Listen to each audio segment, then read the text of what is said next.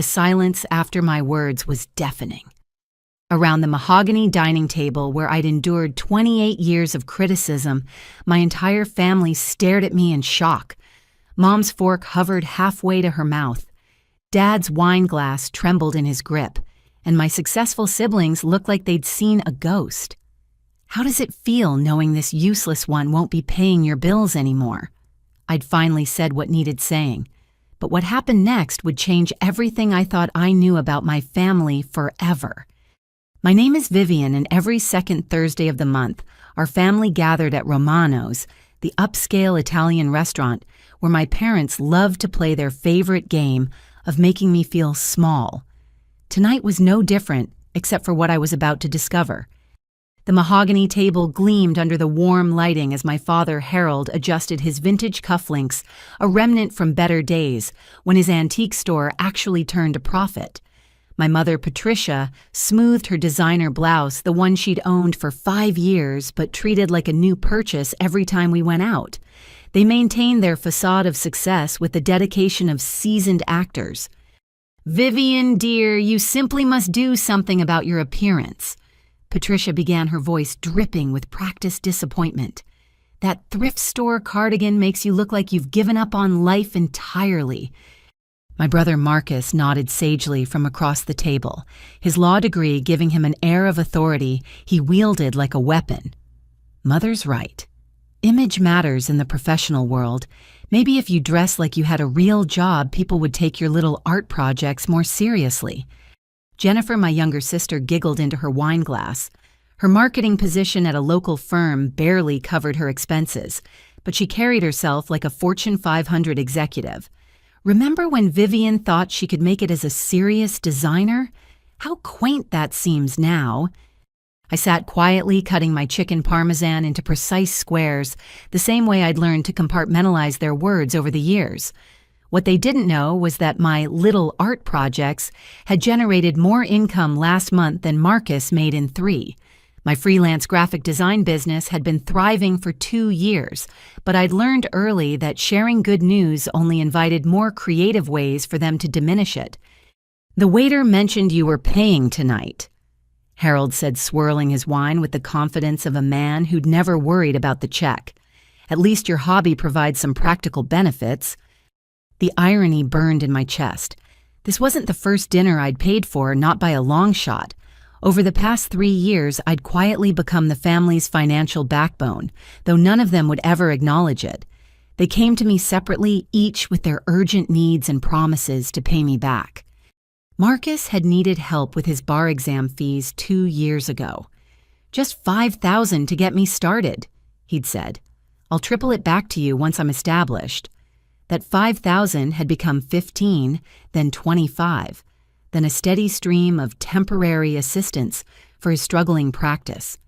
Jennifer's car had been repossessed 18 months ago, and I'd co-signed for her new loan. Then came her security deposits, her credit card payments, her medical bills. Each time she swore it was the last time she'd need help. My parents' requests were more subtle but no less frequent. Emergency, repairs on their house, unexpected medical expenses, temporary help with the store's overhead. They approached these conversations like delicate negotiations, never quite admitting they needed my money, but making it clear that family loyalty demanded my assistance. The restaurant hummed with conversation around us, other families enjoying their meals, without the undercurrent of resentment that seasoned every dish at our table. I watched a couple at the next table laugh together, their faces bright with genuine affection, and wondered what it felt like to have family dinner without keeping mental tallies of insults and financial obligations. "Your apartment situation is still temporary, I hope." Patricia continued, her fork poised over her salad like a conductor's baton. "Surely you're not planning to stay in that neighborhood permanently. The crime rate alone should motivate you to find something more appropriate." The neighborhood she dismissed so casually was actually quite nice, and my apartment was spacious and well-maintained. But admitting I was comfortable would rob her of ammunition for her favorite hobby of redesigning my life according to her specifications. Marcus leaned back in his chair, projecting the casual confidence of someone whose bills were mysteriously always covered. Real estate is all about location. Location, location. You can't build wealth living like a college student forever. His words stung because building wealth was exactly what I was doing, just not in ways they'd ever recognize. While they focused on appearances and status symbols, I was quietly accumulating assets and building a business that could support me for decades. Speaking of real estate, Jennifer chimed in. I've been looking at condos downtown. The market is perfect for someone ready to make a serious investment. I almost choked on my wine. Jennifer's idea of a serious investment was usually a new handbag that cost more than most people's rent. The thought of her navigating a real estate purchase without bankrupting herself was genuinely terrifying. Harold cleared his throat, the signal that he was about to deliver one of his pronouncements about life and success. The difference between winners and losers in this world comes down to taking risks. Your mother and I built our business from nothing, just like Marcus is building his practice and Jennifer is climbing the corporate ladder. Success requires courage. The antique store he mentioned so proudly hadn't shown a profit in over a year. I knew this because I'd been quietly covering their business loan payments since last spring. But Harold spoke about it like a thriving empire, his chest puffed with pride over an enterprise that existed mainly in his imagination. Courage and vision, Patricia added, nodding approvingly. Some people are born with those qualities and others simply aren't. It's not anyone's fault, really. We can't all be leaders. Their words washed over me like cold rain, each comment designed to reinforce the family mythology that cast me as the disappointing underachiever, while they played the roles of successful achievers, graciously tolerating my presence.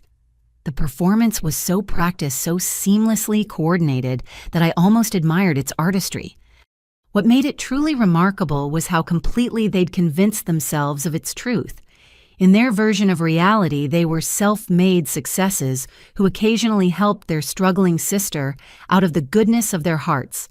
The fact that money flowed in exactly the opposite direction had been carefully edited out of their narrative. As I reached for my purse to signal the waiter, my father's phone buzzed against the table. He'd placed it face down next to his wine glass, but the vibration was strong enough to flip it over. The screen lit up with a text message preview, and I caught just enough words to make my blood freeze.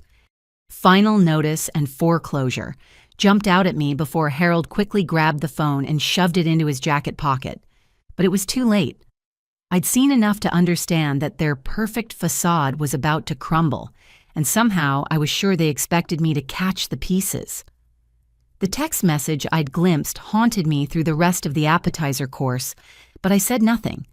Instead, I found myself remembering how this entire financial arrangement had started back when I still believed their stories about temporary setbacks and my own inadequacy. It began 3 years ago when Marcus called me in tears. His voice shook as he explained how the bar exam had cost more than expected, how his study materials and prep courses had maxed out his credit cards. "I just need $8,000 to get through the next 2 months," he'd said. "Once I pass the bar and start practicing, I'll pay you back with interest." I'd felt so proud that my successful lawyer brother would turn to me for help. Finally, I had something valuable to offer the family. I transferred the money that same day, telling myself it was an investment in our relationship as much as his future. Jennifer's crisis came 6 months later. Her marketing job was restructuring, which meant temporary pay cuts and uncertain hours. Her car payment was 3 months behind and repossession seemed inevitable. "You're the only one who really understands what it's like to struggle," she'd said, her eyes brimming with tears. "Marcus and the parents, they've always had it easier, but you know what it's like to work for every dollar." The manipulation was so skillful I didn't recognize it at the time. She'd positioned herself as my ally against the family's golden children, making me feel special and trusted. Covering her $6,000 car situation felt like cementing a bond between us. My parents' first request came disguised as a business opportunity. Harold approached me with charts and projections explaining how the antique store was on the verge of a major breakthrough. "We just need $15,000 to secure inventory for the estate sale season," he'd said. "You'd be a silent partner naturally. The returns could set you up for life." Patricia had nodded enthusiastically, her hands gesturing toward imaginary piles of wealth. "This is how real money gets made, sweetheart. Not through those little computer projects, but through substantial investments in proven businesses." I'd written the check believing I was finally earning their respect, finally proving I could think beyond my hobby and participate in serious financial decisions. The promised returns never materialized, but the requests for additional capital certainly did. What followed was a masterclass in financial manipulation. Each family member developed their own approach, their own timing, their own emotional leverage. Marcus would call late at night, his voice heavy with stress about court costs and office expenses. Jennifer would invite me to lunch, then break down crying about medical bills or apartment deposits. My parents would schedule formal meetings presenting their requests like business proposals that only a foolish person would decline. The amounts escalated gradually. A few hundred became a few thousand became monthly payments. Monthly payments became standing obligations that nobody ever explicitly acknowledged, but everyone assumed would continue. I started keeping spreadsheets telling myself it was just temporary record keeping until everyone got back on their feet. The numbers grew until they made me dizzy. 40,000, 60,000, 80,000. Each entry represented not just money, but the faith I'd had in their promises, in their love, in their eventual gratitude. The cruelest part was how they managed to make me feel guilty about my success while simultaneously depending on it.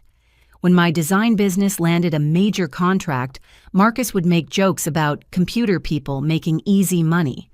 When I bought new equipment for my home office, Jennifer would sigh about how some people fell into good fortune while others had to work for everything.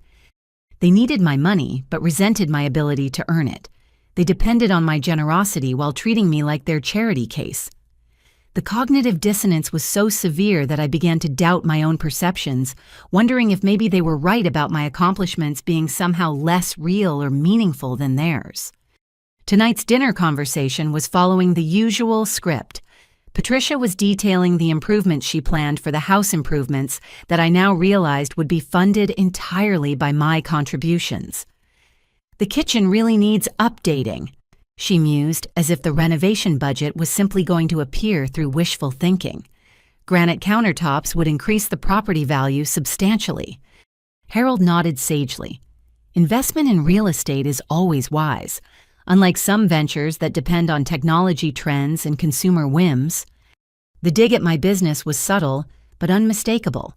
In their minds, my work existed in some ethereal realm where money materialized without real effort, unlike their solid, tangible pursuits that somehow never generated actual profits.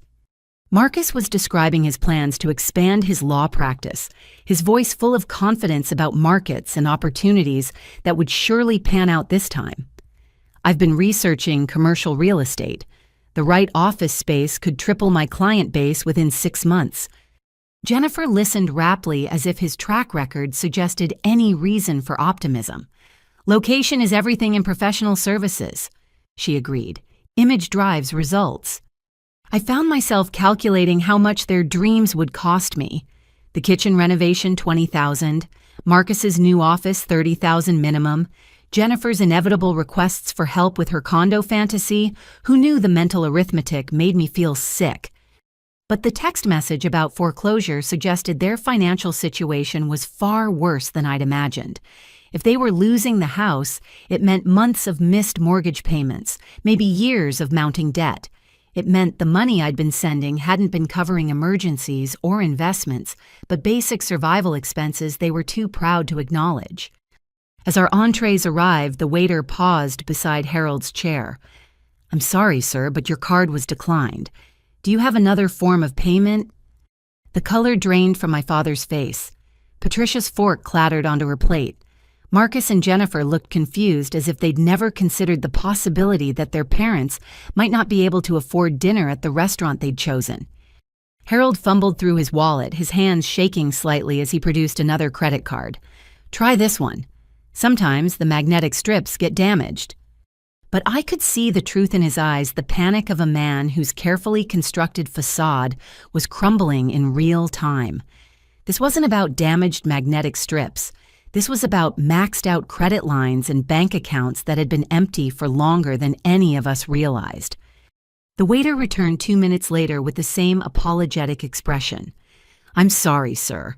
This one was also declined." The silence that followed felt like standing at the edge of a cliff, knowing that one more step would send everyone tumbling into an abyss of truth they'd spent years avoiding. My family's faces reflected various stages of shock and embarrassment, but underneath it all, I could see the expectation forming in their eyes. They were looking at me. Without a word, I reached into my purse and handed the waiter my credit card. The relief that flooded my parents' faces was almost grotesque in its intensity, as if my intervention was not just expected, but somehow their rightful due. "Thank you, sweetheart," Patricia murmured, though her voice carried more annoyance than gratitude. "These credit card companies are so unreliable these days. All those security measures cause more problems than they solve." Harold nodded vigorously, already rebuilding his narrative. "Exactly right. Probably some computer glitch in their system. These technology issues happen to everyone." But their explanations couldn't disguise what had just occurred. My father, the successful antique dealer who lectured me about business acumen and financial courage, couldn't afford to pay for the dinner he'd invited me to attend. The man who spoke so confidently about investments and market opportunities had just been publicly humiliated by his own poverty. I should have felt sympathetic. I should have graciously changed the subject and allowed them to preserve their dignity. Instead, I felt something darker, stirring in my chest, a mixture of anger and clarity that I'd been suppressing for years. "So," I said, my voice carefully casual, "how exactly are things going with the antique business these days?" Harold's jaw tightened almost imperceptibly. "Quite well, actually. The market for quality pieces has never been stronger." "Really? Because that text message about foreclosure suggested something different." The words hung in the air like smoke from an explosion. Patricia's eyes widened. Marcus looked confused. Jennifer glanced between our parents as if trying to solve a puzzle with missing pieces. "I don't know what you think you saw," Harold said, his voice taking on the stern tone he'd used when I was a child caught in some minor transgression. "But I'd appreciate you not making assumptions about matters you don't understand. I understand that the mortgage company doesn't send final foreclosure notices to people who are current on their payments," I replied. "I also understand that credit cards don't get declined because of magnetic strip problems when the account has available credit." Patricia attempted a laugh that sounded more like a cough. "Vivian, dear, you're being dramatic. These little misunderstandings happen all the time in business. Everything is perfectly fine." "Is it? Because I'm starting to wonder how fine things really are for any of you." I turned to Marcus, who was shifting uncomfortably in his seat. "How's the law practice going?" "Really going, not the version you tell at family dinners." "It's competitive," he said carefully. "Building a client base takes time." "How much time? Because you've been building for over 2 years now and you're still asking me for money every month." His face flushed red. "Those aren't requests for money. Those are temporary business loans that I fully intend to repay." Give me a date. Give me a timeline for when I can expect to see any of the $37,000 I've loaned you." Jennifer gasped. $37,000, Marcus, you never told us it was that much." "It's not that simple," Marcus protested. "Legal expenses are complicated. Court costs, office rent, professional development. These are investments in future earnings." "What future earnings?" I asked. "How many clients do you actually have? How much revenue did your practice generate last month?" The questions hit him like physical blows. His confident facade cracked, revealing the desperation underneath. "These things take time to develop. Rome wasn't built in a day." Rome also wasn't built with other people's money while the builders pretended to be successful architects. I turned to Jennifer next. "What about you? How's that marketing position treating you?" "Fine," she said quickly, but her voice was too high, too defensive. Fine enough to afford the condo you were talking about, fine enough to stop borrowing money for car payments and medical bills and security deposits. I don't borrow, she protested.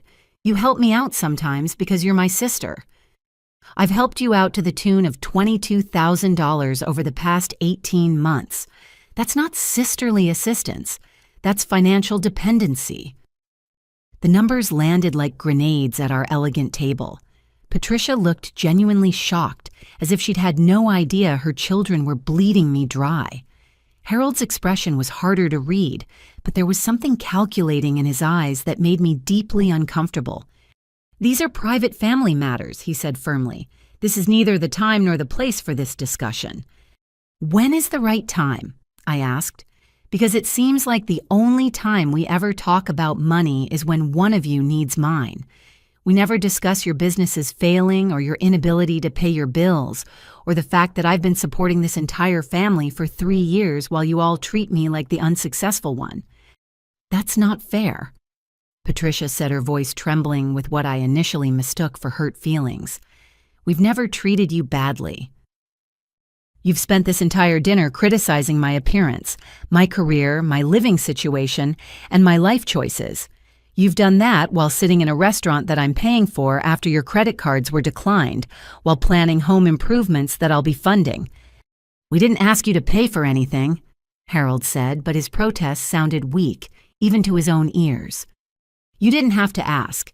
You've trained me so well to anticipate your needs that I automatically reach for my wallet whenever you're in trouble. And then you have the audacity to criticize the career that makes it possible for me to bail you out every single month. The conversation was spiraling beyond anything I'd intended when I handed over my credit card, but I couldn't seem to stop. Years of suppressed resentment were pouring out, and the relief was as intoxicating as it was terrifying. Marcus made one last attempt to regain control of the narrative. Look, we're all family here. Sometimes family members help each other out. That's what family means. Help each other out, I repeated. When was the last time any of you helped me with anything? When was the last time you asked how I was doing? Really doing, not just setting up your next request for money. The silence that greeted my question was answer enough. They couldn't remember because it had never happened. Our relationships had become so transactional that they'd forgotten how to interact with me without an agenda. Furthermore, I continued, my voice gaining strength. When was the last time any of you acknowledged my success instead of dismissing it? When was the last time you showed interest in my work or pride in my accomplishments? Your accomplishments? Patricia's mask finally slipped completely. Sweetheart, you make little pictures on a computer. That's not exactly changing the world. The dismissive tone in her voice, the casual cruelty of reducing my life's work to little pictures, finally broke something inside me that had been bending for years. In that moment, I realized that no amount of money I could give them would ever earn their respect, because respecting me would require them to acknowledge their own failures. My phone buzzed with a notification, and I glanced at the screen automatically. The message was from Tech Corp Industries, the startup I'd been courting for months. My heart stopped as I read the first line. Congratulations. We're pleased to offer you the $60,000 contract for our complete branding package. $60,000 in one contract. More money than Marcus claimed his law practice would make in its first year of operation. More than Jennifer's annual salary. More than my parents' antique store had grossed in the past 2 years combined. As my family sat across from me, faces flushed with embarrassment and anger at having their financial failures exposed, my phone was delivering news that would triple my income for the year. The irony was so perfect, it felt like the universe was playing an elaborate joke. You know what? I said, standing up from the table. I just realized something important. They looked up at me expectantly, probably hoping I was about to apologize for my outburst and restore the comfortable dynamic where I funded their delusions while accepting their condescension. Instead, I picked up my purse and looked each of them in the eye. How does it feel knowing this useless one won't be paying your bills anymore?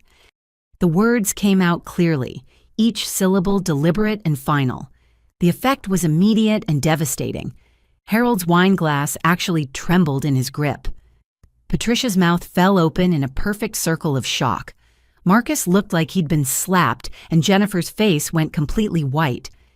Furthermore, I continued, my voice growing stronger with each word, let me tell you exactly what your useless daughter has been financing while you've been treating her like a charity case. I opened my phone and pulled up my banking app, the one that tracked every transfer I'd made to my family members over the past 3 years. The numbers were devastating in their precision. Marcus, your struggling law practice has cost me $37,215. Not loans, gifts.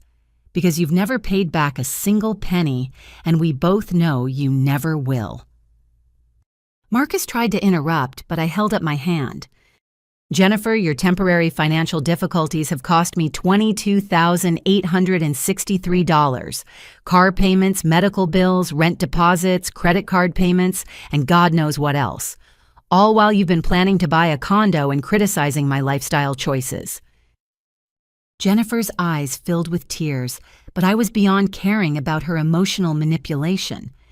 Mom and Dad, your thriving antique business and all those wise investments you keep lecturing me about, I've contributed $41,412 to keep your doors open and your mortgage current. Obviously, that wasn't enough since you're apparently facing foreclosure anyway. The total hung in the air between us like a physical presence. $101,490, more than most people's annual salaries, more than many people's houses were worth, gone with nothing to show for it except the privilege of being criticized by the people who'd spent it. That's over $100,000 in 3 years, I said.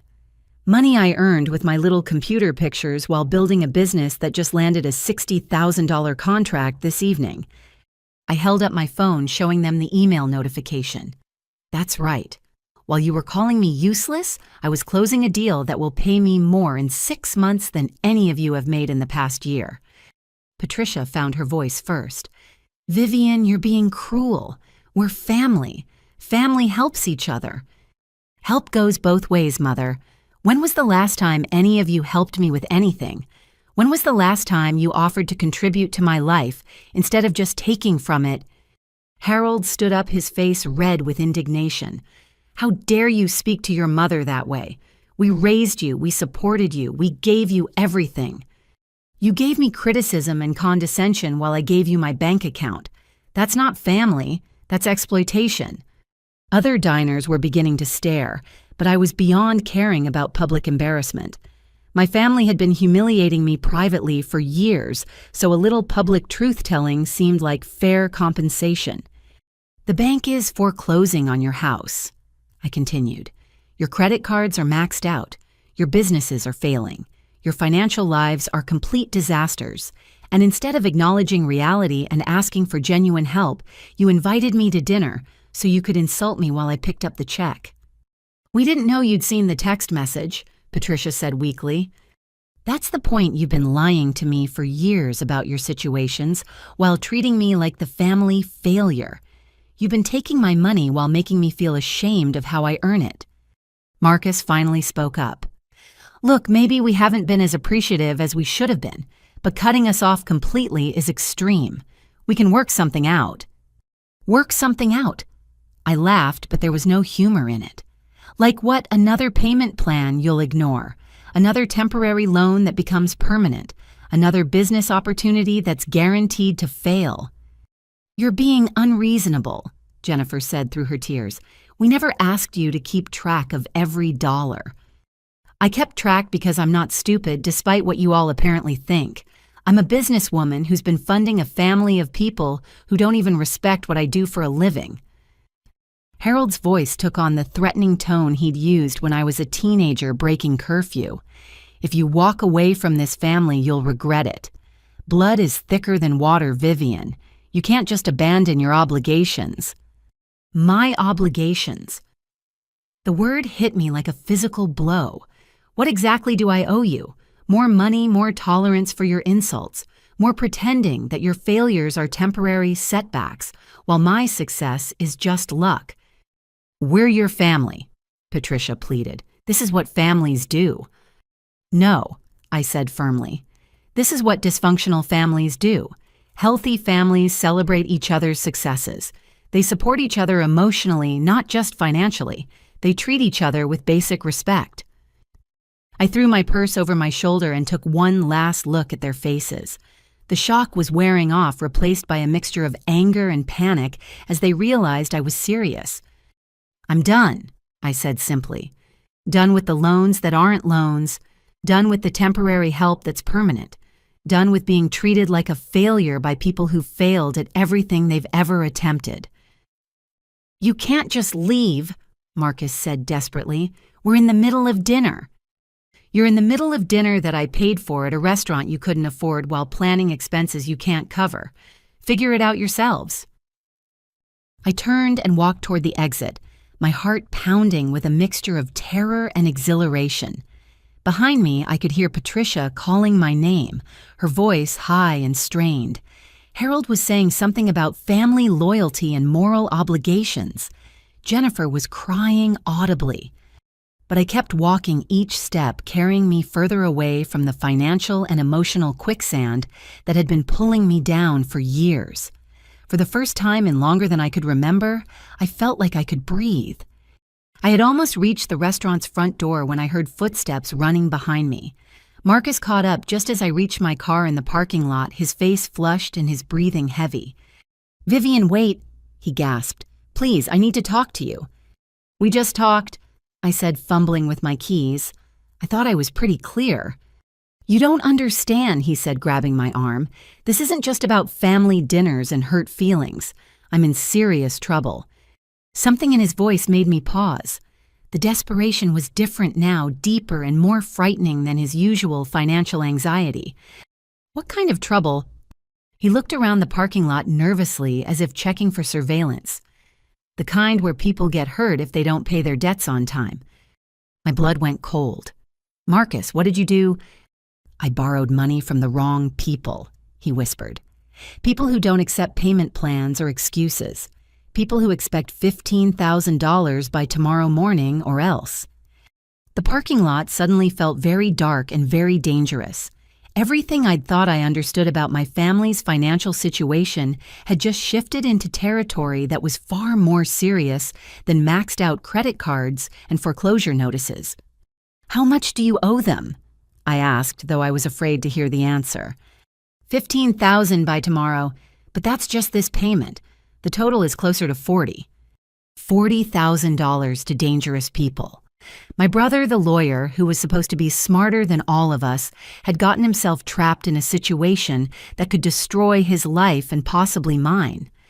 Why, I asked, why would you borrow money from loan sharks? His face crumpled with shame. Because the banks wouldn't loan me any more money. Because my practice was failing and I needed cash to keep the doors open. Because I thought I could win it back. Win it back, Marcus, are you gambling? The silence that followed was answer enough. My successful lawyer brother, the golden child who'd always been held up as an example of achievement and responsibility, was a gambling addict who'd borrowed money from criminals to fund his addiction. Everything suddenly made sense. The constant requests for money, the vague explanations about legal expenses and business costs, the panic in his voice whenever I asked for specific details about his practice. He'd been lying about everything, not just to me, but probably to himself. "How long?" I asked. 2 years, he admitted. Maybe 3. It started small, just poker games with other lawyers. But then I found online sites and the amounts got bigger, and I started losing more than I could afford. "So you borrowed money from criminals to chase your losses." I thought I could turn it around. I had a system, a strategy. I was so close to breaking even. "You're never close to breaking even in gambling, Marcus. That's how they keep you hooked." "I know that now," he said miserably. "But it's too late. They want their money tomorrow, and if I don't have it, they're going to hurt me. Maybe worse."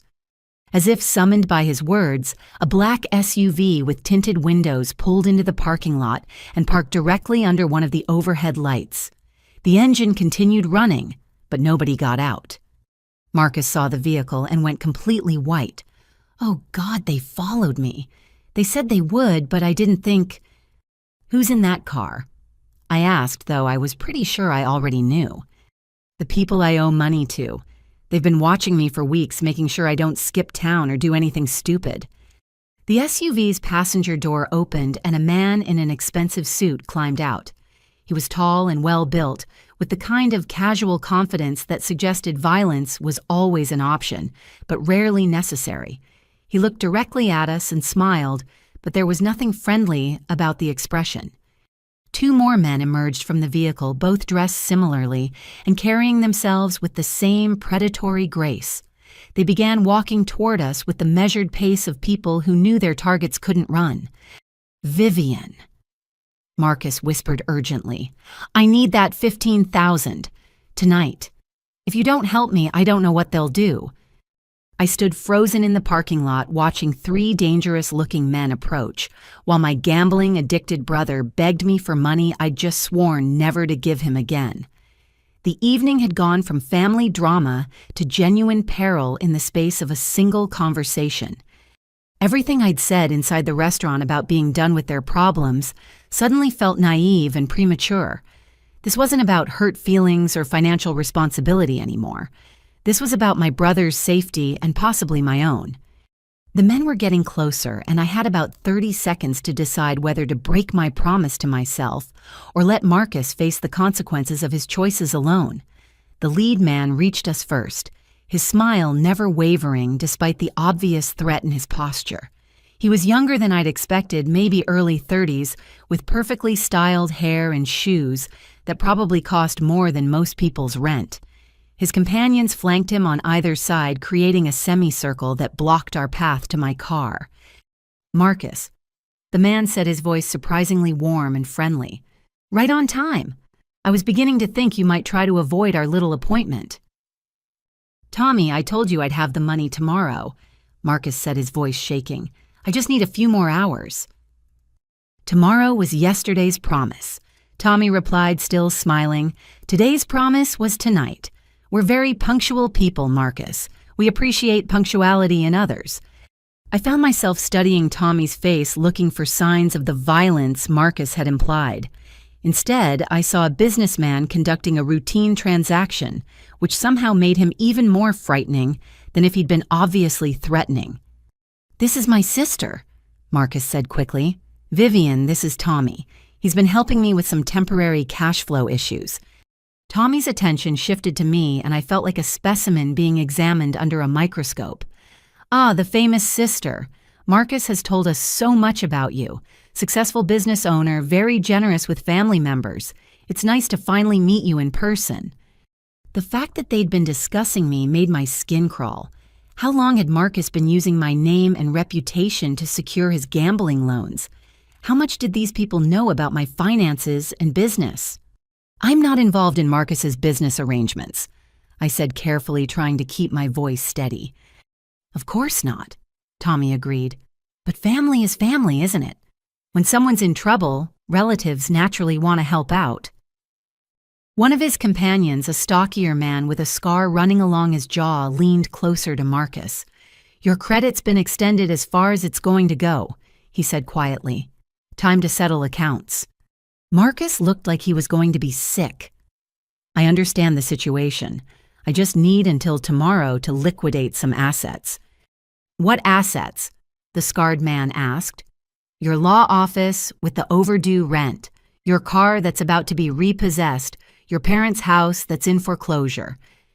The casual mention of my family's financial details was chilling. These people had done their homework, probably better homework than I'd done myself. They knew exactly how desperate and vulnerable my entire family had become. Tommy pulled out his phone and checked the time. "It's currently 8:47. You have until midnight to produce $15,000. That gives you a little over 3 hours to be creative." "And if he can't?" I asked, immediately regretting the question. Tommy's smile widened, showing perfect teeth. "Marcus understands the terms of our agreement. Failure to meet obligations results in additional fees and accelerated payment schedules, plus interest, of course." The euphemisms were almost worse than direct threats.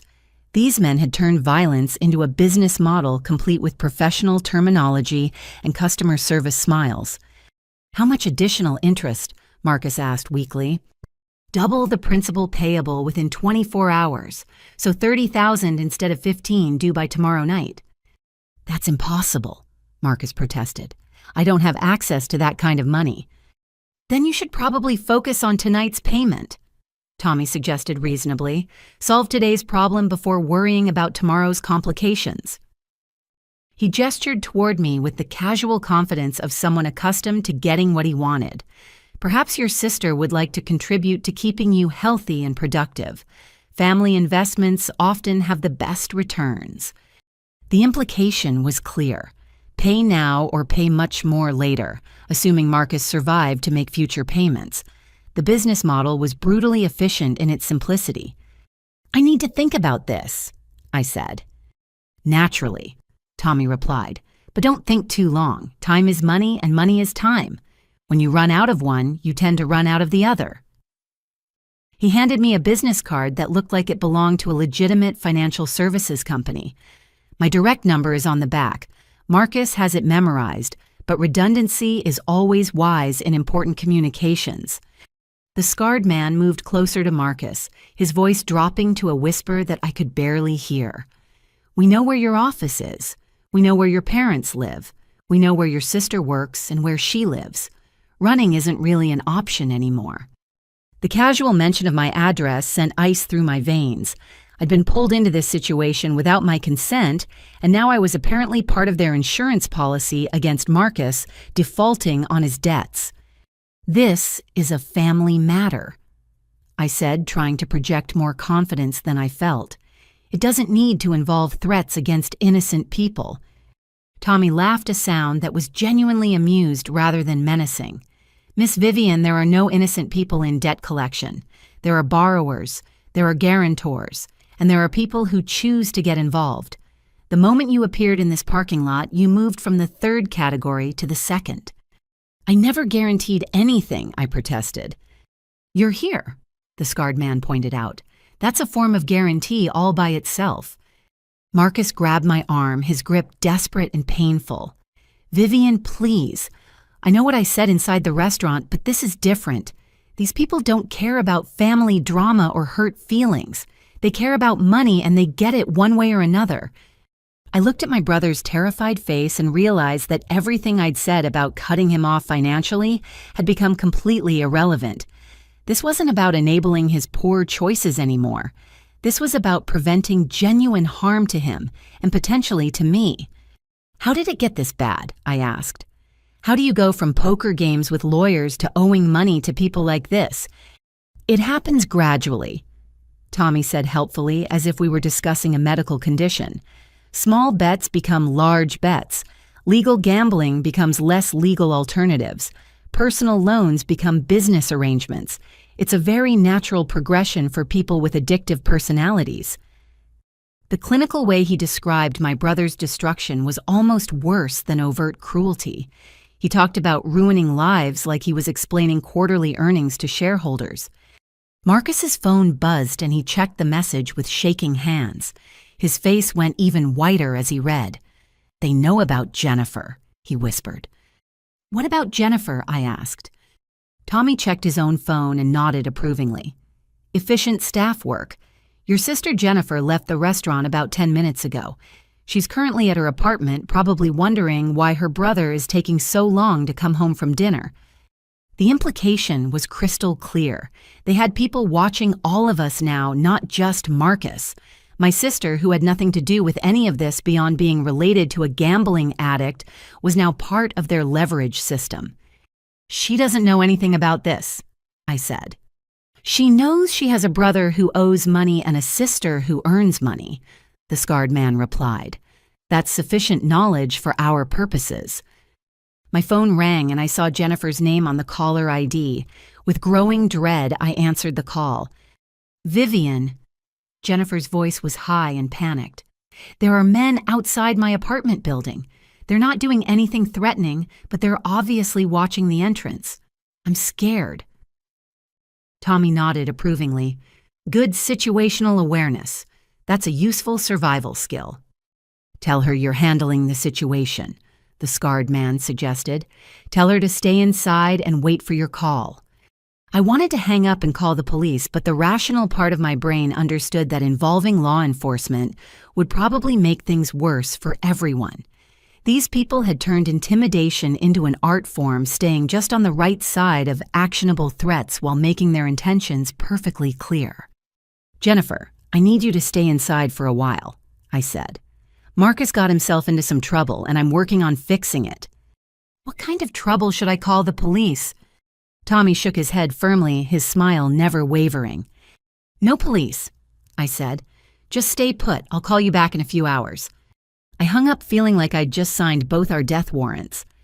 "Excellent decision-making," Tommy said approvingly. "Police involvement tends to complicate these situations unnecessarily.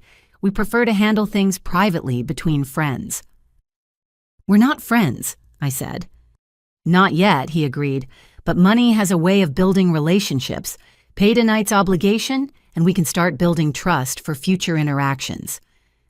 The casual assumption that there would be future interactions made me realize that paying Marcus's debt tonight wouldn't end this nightmare. It would just buy us time to dig the hole deeper. "If I pay the $15,000, what guarantee do I have that this ends here?" I asked. Tommy looked genuinely puzzled by the question. Why would it end? Marcus still has outstanding obligations. Tonight's payment is just bringing his account current. How much does he owe in total? Currently about $43,000, including tonight's payment and accumulated interest. But that number changes daily depending on his gambling activity. Marcus looked like he wanted to disappear into the asphalt. "I've been trying to win it back," he said miserably. "I thought if I could hit one big score, I could pay everyone off and start fresh." "Addicts always think that," the scarred man observed. "It's part of the psychology. The addiction convinces them that the solution to gambling losses is more gambling." They understood Marcus's psychology better than he understood it himself, which explained how they'd managed to trap him so completely. They were predators who specialized in people exactly like my brother. My phone buzzed with a text message and I glanced at the screen. It was from my bank confirming that my credit line had been increased to accommodate the new TechCorp contract. The irony was crushing. I just landed the biggest deal of my career, and I was about to spend the money on criminals who'd targeted my family. "Time check," Tommy announced. 9:15. You have 2 hours and 45 minutes to make tonight's payment.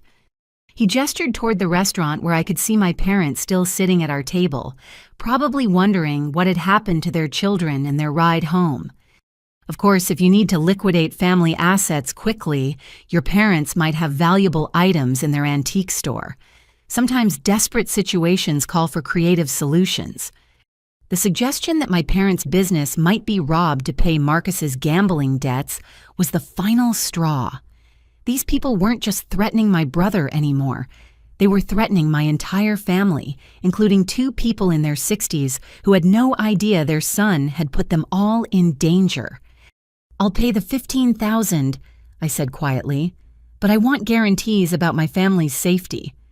"Payment first," Tommy said pleasantly. "Negotiations second, that's standard business protocol." I looked at Marcus, who was staring at the ground like a man attending his own funeral. Everything I'd said about cutting him off, everything I'd planned about establishing boundaries and protecting my own financial future, had just become meaningless. But as I started to reach for my phone to initiate the bank transfer, a new sound cut through the night air. Sirens growing closer, accompanied by the distinctive rumble of multiple police vehicles approaching at high speed. Tommy's smile disappeared for the first time since he'd approached us. "Now that," he said quietly, "is an unfortunate complication." The sirens grew louder, but instead of patrol cars, 3 black sedans pulled into the parking lot with the efficient precision of a military operation. Men in suits emerged from each vehicle, but their badges and coordinated movements immediately identified them as federal agents rather than local police.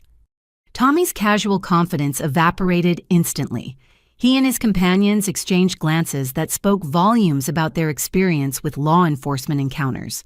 Without a word, they began backing toward their SUV. "This conversation isn't over," Tommy said to Marcus, his voice losing all pretense of friendliness. "Payment schedules don't change just because the FBI decides to crash your family reunion." The federal agents were approaching from multiple directions, clearly executing a planned operation rather than responding to a random call. Tommy and his men reached their vehicle and drove away without any attempt to confront the agents, suggesting they knew exactly why law enforcement had arrived. A woman in her early 40s approached us, her badge clearly visible against her dark jacket. She had the calm authority of someone accustomed to dealing with dangerous situations and frightened civilians. "Agent Sarah Rodriguez, FBI Financial Crimes Division," she said, showing her credentials. "Are you Vivian Chen?" The use of my full name sent a chill through me. "Yes, but I think there's been some mistake. I'm not involved in any financial crimes." "We're not suggesting you are," Agent Rodriguez replied. "But your name has appeared in connection with an ongoing investigation, and we'd like to ask you some questions."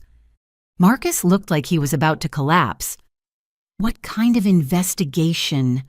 Agent Rodriguez studied him with the piercing gaze of someone trained to read deception and fear. "Mr. Marcus Chen, you're also someone we'd like to speak with. Both of you, actually."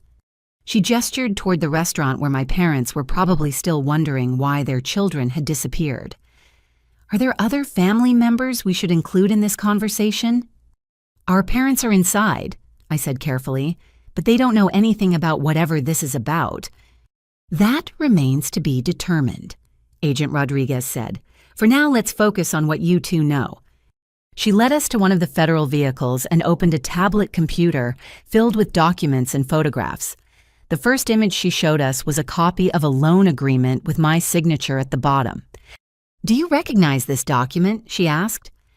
I studied the paperwork carefully. It was a promissory note for $25,000 dated 3 months ago with my name and address clearly printed, but I'd never seen it before in my life. "This isn't my signature," I said immediately. "I never signed this document." "Are you certain it's a substantial amount of money to forget borrowing?" "I'm absolutely certain. I've never borrowed money from anyone. I don't even carry credit card balances." Agent Rodriguez showed me another document, then another. Each one bore my forged signature and committed me to increasingly large financial obligations I'd never agreed to. The amounts were staggering, totaling well over $100,000. "Someone has been using your identity to secure loans from various sources," she explained. "In some cases, legitimate financial institutions. In others, less legitimate operations." I looked at Marcus, whose face had gone from white to green. "You didn't just gamble away your own money. You stole my identity to get more." "I was desperate," he whispered. "I thought I could pay it all back before anyone noticed." "You thought you could forge federal loan documents and nobody would notice?" Agent Rodriguez asked incredulously. "They weren't federal loans at first," Marcus protested. "They were private lenders who didn't check documentation very carefully. But then I needed larger amounts, and the private people started requiring more paperwork." Agent Rodriguez pulled up another screen showing a series of financial transactions. "Your sister's name appears on promissory notes totaling $137,000. Most of that money went directly into online gambling accounts registered in your name." The number hit me like a physical blow. $137,000 borrowed against my identity, my credit, my business reputation. Marcus hadn't just been gambling away the money I'd freely given him. He'd been stealing my entire financial future to fund his addiction. "How is this possible?" I asked. "Don't these lenders verify identities?" "They're supposed to," Agent Rodriguez said, "but your brother had access to your personal information, your social security number, copies of your identification documents. Identity theft between family members is surprisingly common because relatives typically have access to the necessary paperwork." I thought back to Christmas dinner at Marcus's apartment when I'd left my purse in his car while we carried in presents. He'd offered to bring it inside later, giving him plenty of time to photograph my driver's license, credit cards, and other identification documents. "The photographs," I said numbly. "You took pictures of my documents when I left my purse in your car." Marcus nodded miserably. "I told myself it was just temporary. I thought I'd win the money back and destroy the pictures before anyone got hurt. Instead, you destroyed your sister's credit and put her at risk for crimes she didn't commit," Agent Rodriguez said sternly. She showed me another document that made my blood freeze. It was a business partnership agreement claiming that Marcus and I were joint owners of a consulting firm specializing in legal and design services. According to the paperwork, I was an equal partner in his failing law practice and therefore equally responsible for its debts and obligations. "This makes you liable for his business loans, his professional malpractice insurance, even his office rent," Agent Rodriguez explained. "From a legal standpoint, you've been his business partner for 8 months. "That's completely fabricated," I protested. "I've never been involved in his law practice." "Tell that to the creditors who think you've been guaranteeing his expenses," she replied.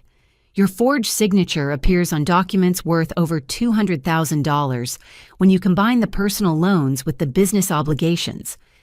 $200,000. My successful graphic design business, my careful financial planning, my entire economic future had been stolen by my own brother to feed his gambling addiction. Even if I could prove the documents were forged, untangling the legal mess would take years and cost a fortune in attorney fees." "There's more," Agent Rodriguez said grimly. She pulled up a series of email exchanges between Marcus and various lenders. "Your brother has been representing you as a silent partner in his gambling activities. Some of these communications suggest you've been providing strategy and capital for his online betting." "That's completely false," I said. "I hate gambling. I've never placed a bet in my life." Unfortunately, the lenders believe otherwise. In fact, some of them think you're the primary decision maker, and your brother is just the front man. The scope of Marcus's betrayal kept expanding beyond anything I could have imagined. Not only had he stolen my identity and forged my signature, but he'd been actively portraying me as his criminal accomplice to justify larger and larger loans. My phone buzzed with a notification and I glanced at the screen automatically. It was my banking app alerting me to suspicious activity on my accounts. With growing horror, I opened the application and saw a series of charges I'd never authorized. "Agent Rodriguez," I said, my voice shaking, "someone is actively using my credit cards right now." She leaned over to look at my phone screen. The charges were substantial and recent, including cash advances, wire transfers, and online payments to gambling websites. "When did this activity start?" she asked. I scrolled through the transaction history, feeling sicker with each entry. 3 hours ago, right around the time we sat down for dinner." Agent Rodriguez and I looked at Marcus simultaneously. His face told us everything we needed to know. "You're still using her identity," Agent Rodriguez said, her voice flat with disgust. "Even after everything you've told us about being desperate and wanting to make things right, you're continuing to steal from your sister." "I had to," Marcus said desperately. "Tommy expects payment tonight. If I don't have the money, he'll hurt all of us." "So you decided to steal more money from the person who's been supporting you for years." "I was going to tell her," he protested weakly. "I was going to explain everything and ask for help." "By showing her a bunch of forged documents that make her criminally liable for your debts?" I asked incredulously. Agent Rodriguez closed her tablet and fixed Marcus with a stare that could have melted steel. "Mr. Chen, you're under arrest for identity theft, wire fraud, and conspiracy to commit financial crimes. You have the right to remain silent." As she read him his Miranda rights, I found myself staring at my phone screen, watching my bank balance decrease in real time as charges continued to appear. Even now, even while being arrested, the gambling websites continued processing transactions using my stolen financial information. "Can you stop the charges?" I asked Agent Rodriguez. "We'll contact your bank immediately and freeze all accounts associated with the fraudulent activity," she assured me. "But recovering the money that's already been stolen will take time." I calculated quickly in my head. Between the forged loans and the unauthorized charges, Marcus had stolen roughly $250,000 in my name. Even if I could prove my innocence and recover some of the money, my credit would be destroyed for years. The successful business I'd built, the financial independence I'd worked so hard to achieve, the future I'd planned for myself, had all been destroyed by the brother I'd been trying to help. Agent Rodriguez finished arresting Marcus and turned back to me. "There's something else you need to know about this investigation." "What else could there possibly be?" I asked. "The loan shark operation you encountered tonight. We've been investigating them for 6 months. They don't just loan money to desperate gamblers. They're part of a larger criminal network that specializes in identity theft and financial fraud." She pulled out her phone and showed me surveillance photos of Tommy and his associates. "These men work with people like your brother to identify potential victims with good credit and substantial assets. They help forge documents, launder money, and intimidate families into paying debts they never actually owed." The implication hit me like a sledgehammer. Marcus wasn't just a victim of their loan shark operation. He was helping them target other people.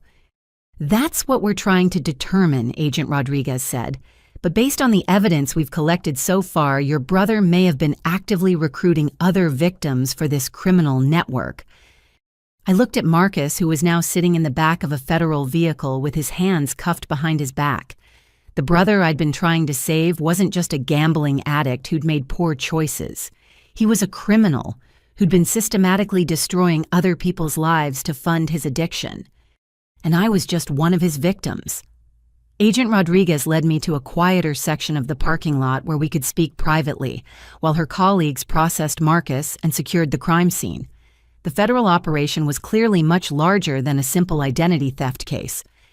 "Before we continue," she said, "I need you to understand that you're in potential physical danger. The people who approached you tonight aren't just loan sharks. They're part of an organized criminal enterprise that doesn't distinguish between willing participants and unwilling victims." "What does that mean exactly?" I asked, though I was afraid I already knew.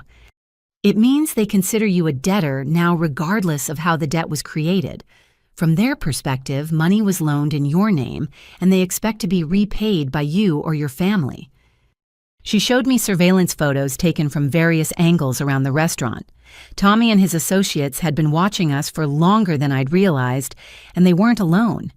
At least 6 different vehicles had been positioned around the area, creating a surveillance net that covered all possible escape routes.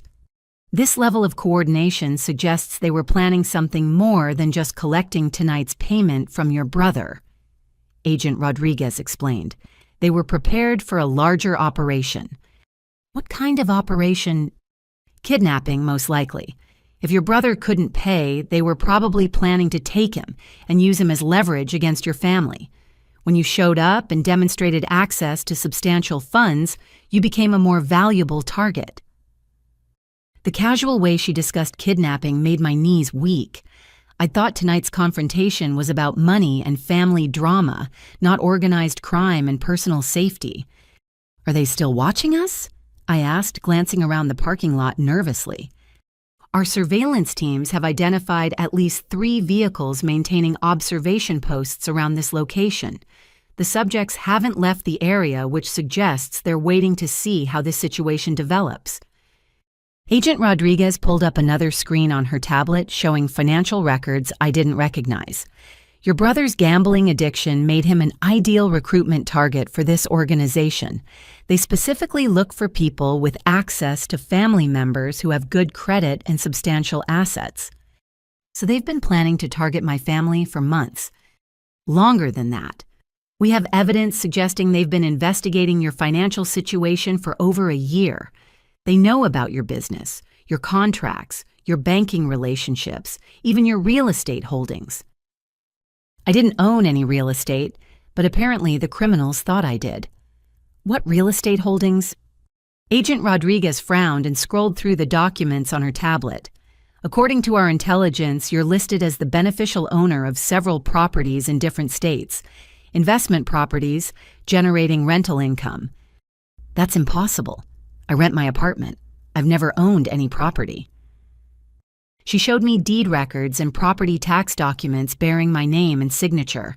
Just like the loan agreements, they were obvious forgeries, but they'd been filed with official government agencies and recorded as legitimate transactions. Your brother has been creating an entirely fictional financial profile for you, she explained. On paper, you appear to be a wealthy property investor with multiple income streams and substantial collateral for large loans. The scope of the fraud was staggering. Marcus hadn't just stolen my identity to get money for gambling. He'd constructed an elaborate false persona that made me appear to be worth millions of dollars. Why would he make me look wealthy? Wouldn't that make it harder to get sympathy loans? Because the loans weren't about sympathy. They were about collateral. The lenders believed they could seize your properties if you defaulted on the payments. Agent Rodriguez pulled up mortgage documents showing that someone had taken out second mortgages on properties I'd never owned, using my identity as the borrower. The total amount of these phantom real estate loans exceeded $500,000. When the criminal organization realizes these properties don't exist, she continued, they're going to demand immediate payment of the full loan amounts, and they're not going to accept explanations about identity theft and forged documents. My phone rang, interrupting our conversation. The caller ID showed a number I didn't recognize, but Agent Rodriguez nodded for me to answer it. Hello, Miss Vivian. The voice was Tommy's, though he sounded different now, more businesslike and less friendly. I think we need to have another conversation. I'm talking to the FBI, I said. Whatever you want to discuss should probably go through official channels. Tommy laughed, but there was no humor in the sound. The FBI is investigating financial paperwork. I'm concerned about more immediate issues like the fact that your brother has been representing you as a business partner in some very expensive ventures. I'm not his business partner in anything. According to the documentation we have, you've been guaranteeing his gambling losses for 8 months. You've also been providing investment capital for what he called sure thing opportunities. Agent Rodriguez was listening to the conversation and making notes on her tablet. She held up a written message. Keep him talking. What kind of documentation? I asked. Signed agreements, partnership contracts, financial statements showing your net worth and available collateral. Very impressive portfolio, by the way. Your property investments have been performing quite well. Those documents are forged, I said. I don't own any properties. That's an interesting claim, Tommy replied, because we've done our own research on your holdings. Public records, tax assessments, mortgage information. Everything appears to be legitimate and properly recorded. Agent Rodriguez held up another note. They have copies of the forged documents. Even if the paperwork looks official, I said, I'm telling you those aren't my signatures and those aren't my properties. Miss Vivian, I appreciate your position, but from a business standpoint, signatures and property records are what matter. Intentions and explanations are irrelevant when money is on the table. How much money are we talking about? Currently, including your brother's gambling debts, the real estate loans, and accumulated interest, you're looking at roughly $600,000. $600,000. The number was so large it didn't seem real. I made good money as a freelance designer, but $600,000 might as well have been $6 million. There was no possible way I could pay that amount, even if I sold everything I owned and liquidated my entire business. I don't have that kind of money, I said honestly. But according to your financial statements, your property portfolio alone is worth over $1 million. Liquidating half your assets should be straightforward. Those properties don't exist. The financial statements are fake. My brother forged all those documents. Tommy was quiet for a long moment. When he spoke again, his voice had turned cold. Miss Vivian, if you're suggesting that we've been defrauded, that's a very serious accusation. Organizations like ours don't respond well to being cheated. Agent Rodriguez held up a new note. They think you and Marcus conspired to defraud them. I'm not suggesting anything, I said carefully. I'm telling you that I never signed any loan agreements. I never entered into any business partnerships, and I don't own any properties that could be used as collateral. Then you have a very serious problem. Tommy said, because someone owes us $600,000 plus interest, and we have documentation showing that person is you. The documentation is forged. Prove it. The challenge hung in the air between us. How do you prove a negative? How do you demonstrate that documents filed with government agencies and recorded in official databases are fraudulent? Even if I could eventually clear my name through legal proceedings, that process would take months or years. In the meantime, Tommy continued, we expect payments to continue on schedule. Tonight's $15,000 was just the first installment. We'll expect another payment next week and the week after that until the full amount is settled. I can't pay money I don't owe on debts I didn't create. Miss Vivian let me explain something about our business model. We don't care about the emotional or legal details of how debts are created. We care about collecting money from people who have access to money. According to our research, you have access to substantial funds through your business and your property investments. Agent Rodriguez held up another note, stall for time. What if I could prove the documents are forged? I asked. How long would that take? I don't know, weeks, maybe months. We don't operate on legal timescales, Tommy said. We operate on business timescales. Debts accrue interest daily. Collections activities continue regardless of pending paperwork. What kind of collections activities? The kind that encourage prompt payment, he replied. Your brother is currently in federal custody, which complicates direct collections from him, but he has family members with financial resources and strong motivations to keep him healthy. The threat was subtle, but unmistakable. With Marcus in jail, they were shifting their focus to collecting from me and the rest of my family. My parents don't have any money, I said. Their house is in foreclosure and their business is failing. But they have a daughter who just landed a $60,000 contract, Tommy pointed out. Family members often find creative ways to help each other during difficult times. He knew about the TechCorp contract. These people had been monitoring my business activities, my banking relationships, possibly even my email communications. The level of surveillance was far more sophisticated than I'd imagined. I need time to sort this out, I said. Time costs money, Miss Vivian. Every day you delay increases the total amount owed. Interest compounds daily and our collection fees are quite substantial. Agent Rodriguez was writing furiously, apparently coordinating with other team members through text messages. She held up a note. Almost ready. How much time? Tommy asked. A week. A week costs you an additional $50,000 in interest and fees. Are you sure that's economically efficient? $50,000 just for a week's delay. Even if I could prove my innocence, the financial penalties for defending myself would bankrupt me.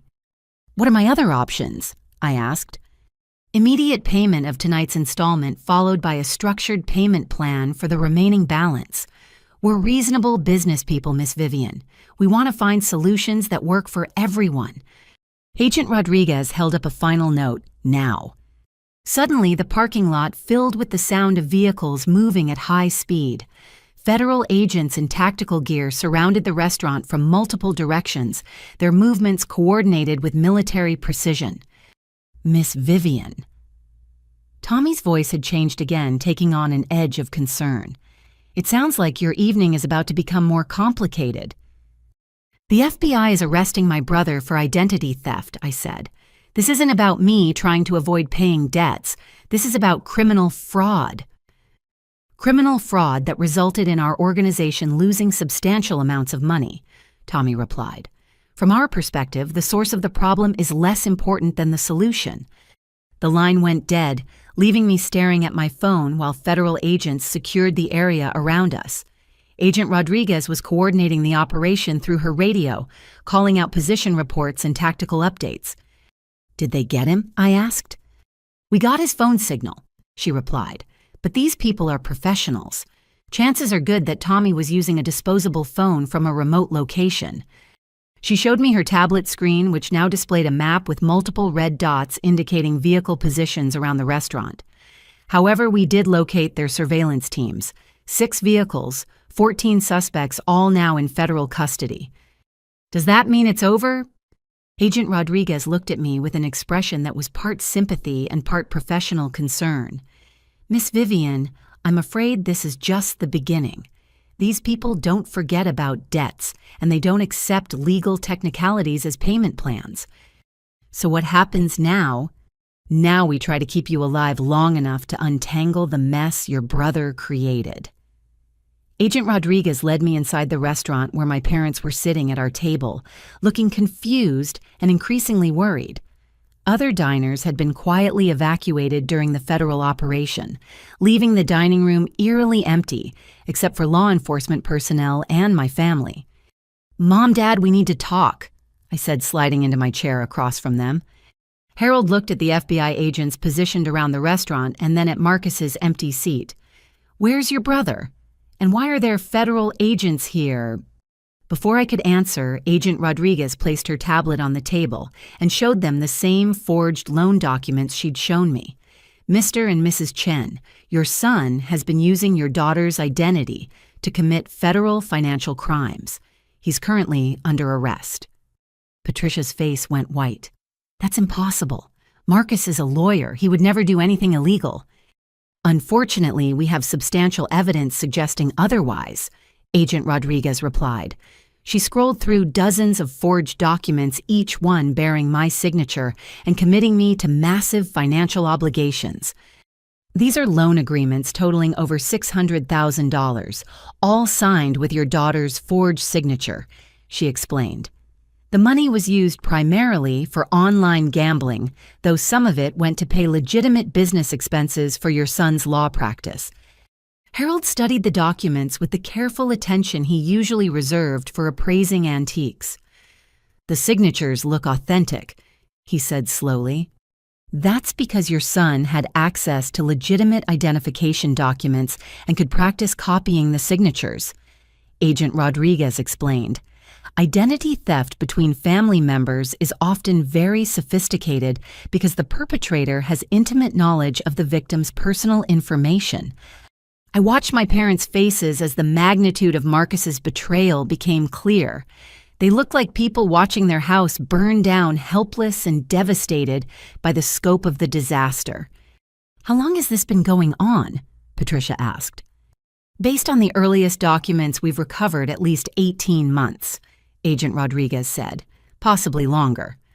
She showed them the business partnership agreement that made me legally responsible for Marcus's law practice. "Your daughter has been listed as a business partner and financial guarantor for most of your son's professional obligations." "But Vivian doesn't know anything about legal work," Harold protested. "That's irrelevant from a legal standpoint," Agent Rodriguez replied. "Her forged signature makes her responsible for the debts regardless of her actual involvement or knowledge." Patricia turned to me with an expression of confusion and growing horror. "Does this mean you owe all this money?" "It means the people who loan the money think I owe it," I said. "Proving the documents are forged will take time, and these aren't the kind of creditors who wait for legal proceedings." Agent Rodriguez pulled up another screen showing financial records for my parents' antique store. "There's another complication. Your son listed this business as collateral for several of the larger loans." Harold's face went from pale to green. "He used our store as collateral. How is that possible?" "Forged business partnership documents claiming your daughter is a co-owner of the antique store," Agent Rodriguez explained. "According to the paperwork, she has the legal authority to pledge business assets as loan collateral." The scope of Marcus's document forgery was breathtaking. He hadn't just stolen my identity, he'd created an entirely fictional business empire that included my parents' store properties I'd never owned and financial resources that existed only on paper. "What does this mean for our business?" Patricia asked. "It means the criminal organization that loaned money to your son believes they have legal claim to your inventory and real estate," Agent Rodriguez said bluntly. "They think they can seize your store if the loans aren't repaid." Harold stood up from the table so quickly his chair fell over backward. "They can't take our store. We've owned that business for 30 years. "Unfortunately, they don't care about your legitimate ownership," Agent Rodriguez replied. They have documents suggesting your daughter pledged it as collateral, and they're prepared to collect by any means necessary. My phone buzzed with a text message from an unknown number. I showed the screen to Agent Rodriguez, who read it and immediately called for backup. "We're outside your parents' store. Nice inventory. Would be shame if something happened to it before tomorrow's payment deadline." Agent Rodriguez was already coordinating a response through her radio. "All units, we have credible threats against a civilian business. Need immediate protective surveillance at Chen Antiques on 5th Street. She turned back to my parents. "You need to understand that you're in immediate physical danger. These people don't distinguish between family members when collecting debts." "But we don't owe them anything," Patricia protested. "Your son created documents suggesting you do," Agent Rodriguez said. "From their perspective, the entire Chen family is responsible for paying back money that was loaned based on forged collateral agreements." Harold sank back into his chair, looking older than I'd ever seen him. "How much money are we talking about?" $600,000 plus interest and fees that increase daily. The number hit them like a physical blow. Their antique store hadn't generated $600 in profit in the past month, let alone $600,000. "We'll lose everything," Patricia whispered. Agent Rodriguez checked her phone and frowned at whatever message she'd received. "There's been a development. Your son just confessed to additional crimes we weren't previously aware of." "What additional crimes?" I asked. "Document forgery for other families. Your brother wasn't just stealing your identity to get money for gambling. He was running a broader identity theft operation, helping the criminal organization target other victims." She showed us law enforcement booking photos of 3 other people all around Marcus's age, all arrested in the past 6 months for financial crimes. These individuals were also recruited by the same criminal network. They were targeting their own family members and friends for identity theft and financial fraud. "Marcus was part of an organized conspiracy," Harold asked. "More than that. According to his confession, he was actively recruiting new victims. The criminal organization paid him commission for every successful identity theft case he helped develop." The revelation hit me like a sledgehammer. Marcus hadn't just been a victim of his own gambling addiction. He'd been a predator systematically destroying other families to earn money from the criminals who were eventually targeting our own family. "How many people did he target?" I asked. Agent Rodriguez scrolled through a lengthy document on her tablet. "At least 12 families over the past 2 years. Total financial damage exceeds $2 million. $2 million in stolen identities and forged loans, all coordinated by my brother and the criminal network that was now demanding payment from my family." Marcus had been operating as a professional criminal while maintaining the facade of a struggling lawyer. The commission payments explain how he was able to keep gambling even when his legitimate income disappeared. Agent Rodriguez continued. He was earning substantial money by helping destroy other people's financial lives. Patricia was crying now, quiet tears that spoke to a grief deeper than anything I'd seen from her. "Our son is a criminal." "Your son is a criminal who put your entire family at risk," Agent Rodriguez corrected.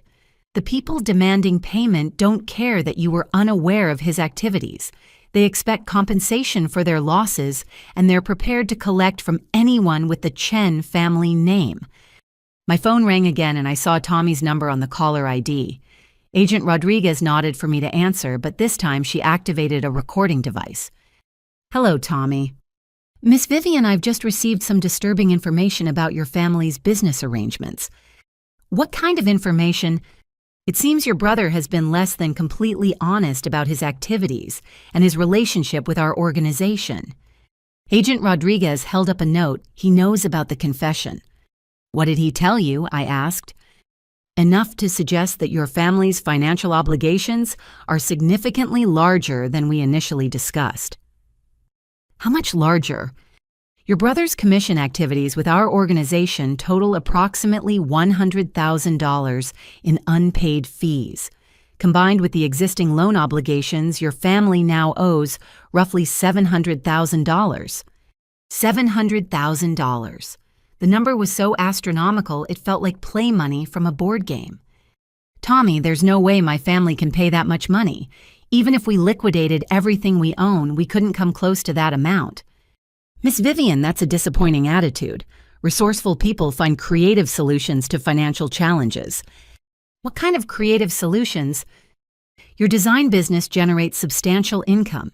Your parents have valuable inventory in their antique store. Your family owns real estate and other assets that could be converted to cash. The real estate documents are forged, I reminded him. Perhaps, but the antique store is quite real, and our research suggests it contains inventory worth substantially more than your parents probably realize. Agent Rodriguez's expression darkened. She held up a note. They've been inside the store. What do you mean by research? I asked. Professional appraisal of the merchandise. Some of those pieces are worth considerably more than the prices your parents are asking. You broke into our store. We conducted a preliminary assessment of available collateral, Tommy corrected. Standard business practice when substantial sums are involved. Agent Rodriguez was typing frantically on her tablet, apparently coordinating with the team she'd sent to watch my parents' store. The appraisal identified several items that could be converted to cash immediately, Tommy continued. A few key pieces could cover tonight's payment, with the remainder sold over time to address the larger debt. You want us to sell my parents' inventory to pay my brother's gambling debts? I want you to honor the financial obligations created in your name, using whatever resources are available to your family. And if we refuse, Miss Vivian, refusing isn't really an option at this point. Your brother's cooperation with law enforcement has created additional complications for our organization. Those complications need to be addressed through increased collections activities. Agent Rodriguez held up a note. Keep him talking. We're tracing the call. What kind of increased collections activities? I asked. The kind that demonstrate to other clients that defaulting on obligations has consequences, Tommy replied. Your family's situation has become a teaching opportunity for our other customers. The casual way he discussed using my family as an example to intimidate other victims made my blood freeze. We weren't just people who owed money anymore. We were going to be used to send a message to other families trapped in similar situations. How much time do we have? I asked. 24 hours to produce the first installment, 72 hours to present a comprehensive payment plan for the remaining balance. And if we can't, then your family becomes a case study in the consequences of defaulting on legitimate business obligations. The line went dead, leaving me staring at my phone while Agent Rodriguez continued coordinating law enforcement responses through her radio. Did you get the trace? I asked. Partial location data, but these people use sophisticated communication security, she replied. However, we did get something more valuable. What?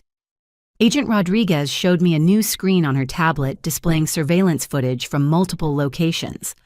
While Tommy was talking to you, his people were moving into position around your parents' store, your apartment building, and your office complex. Moving into position for what?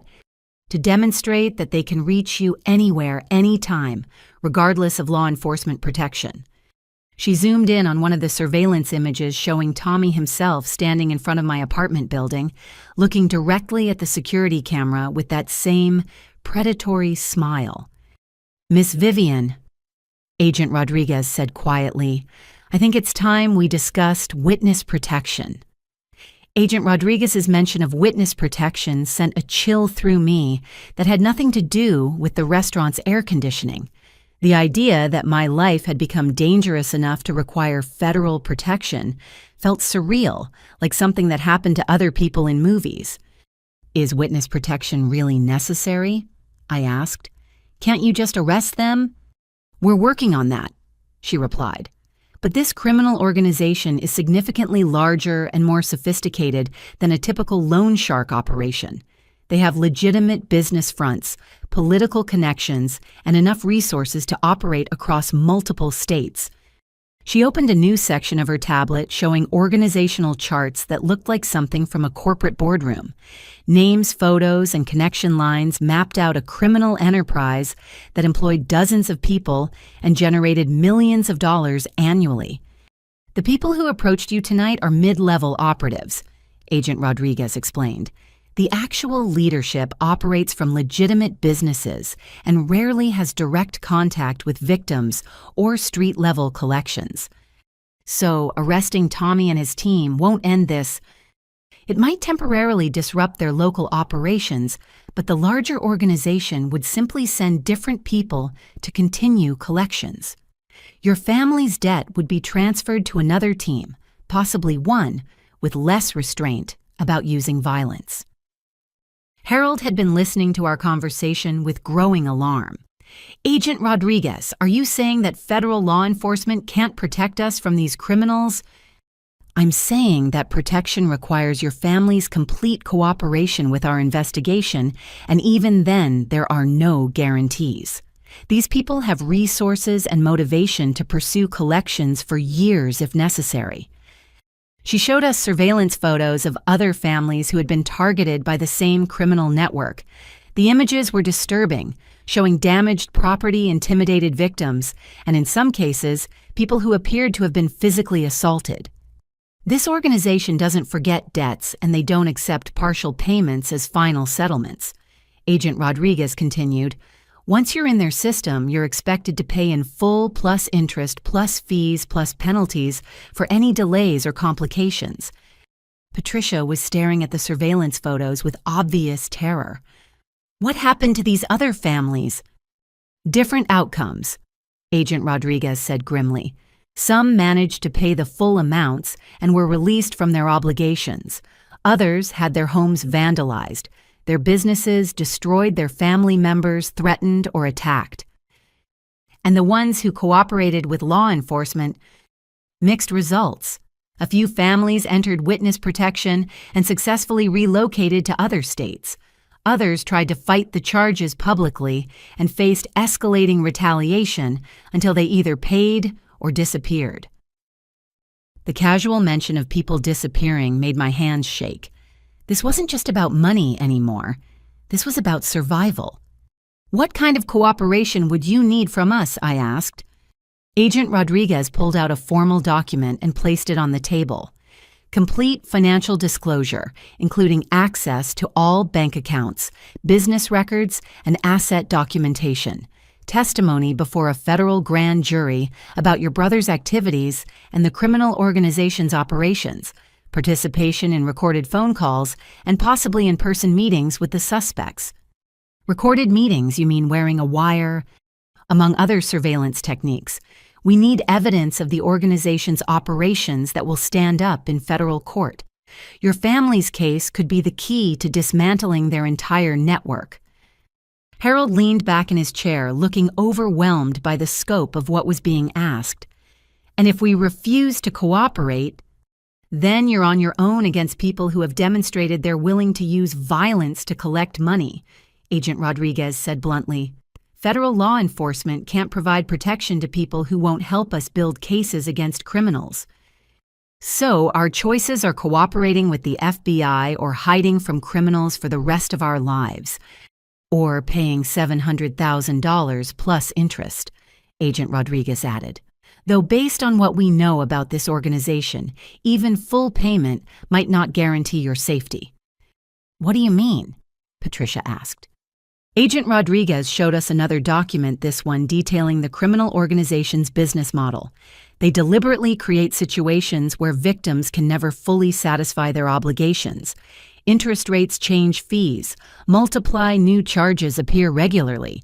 It's designed to keep people trapped in debt permanently.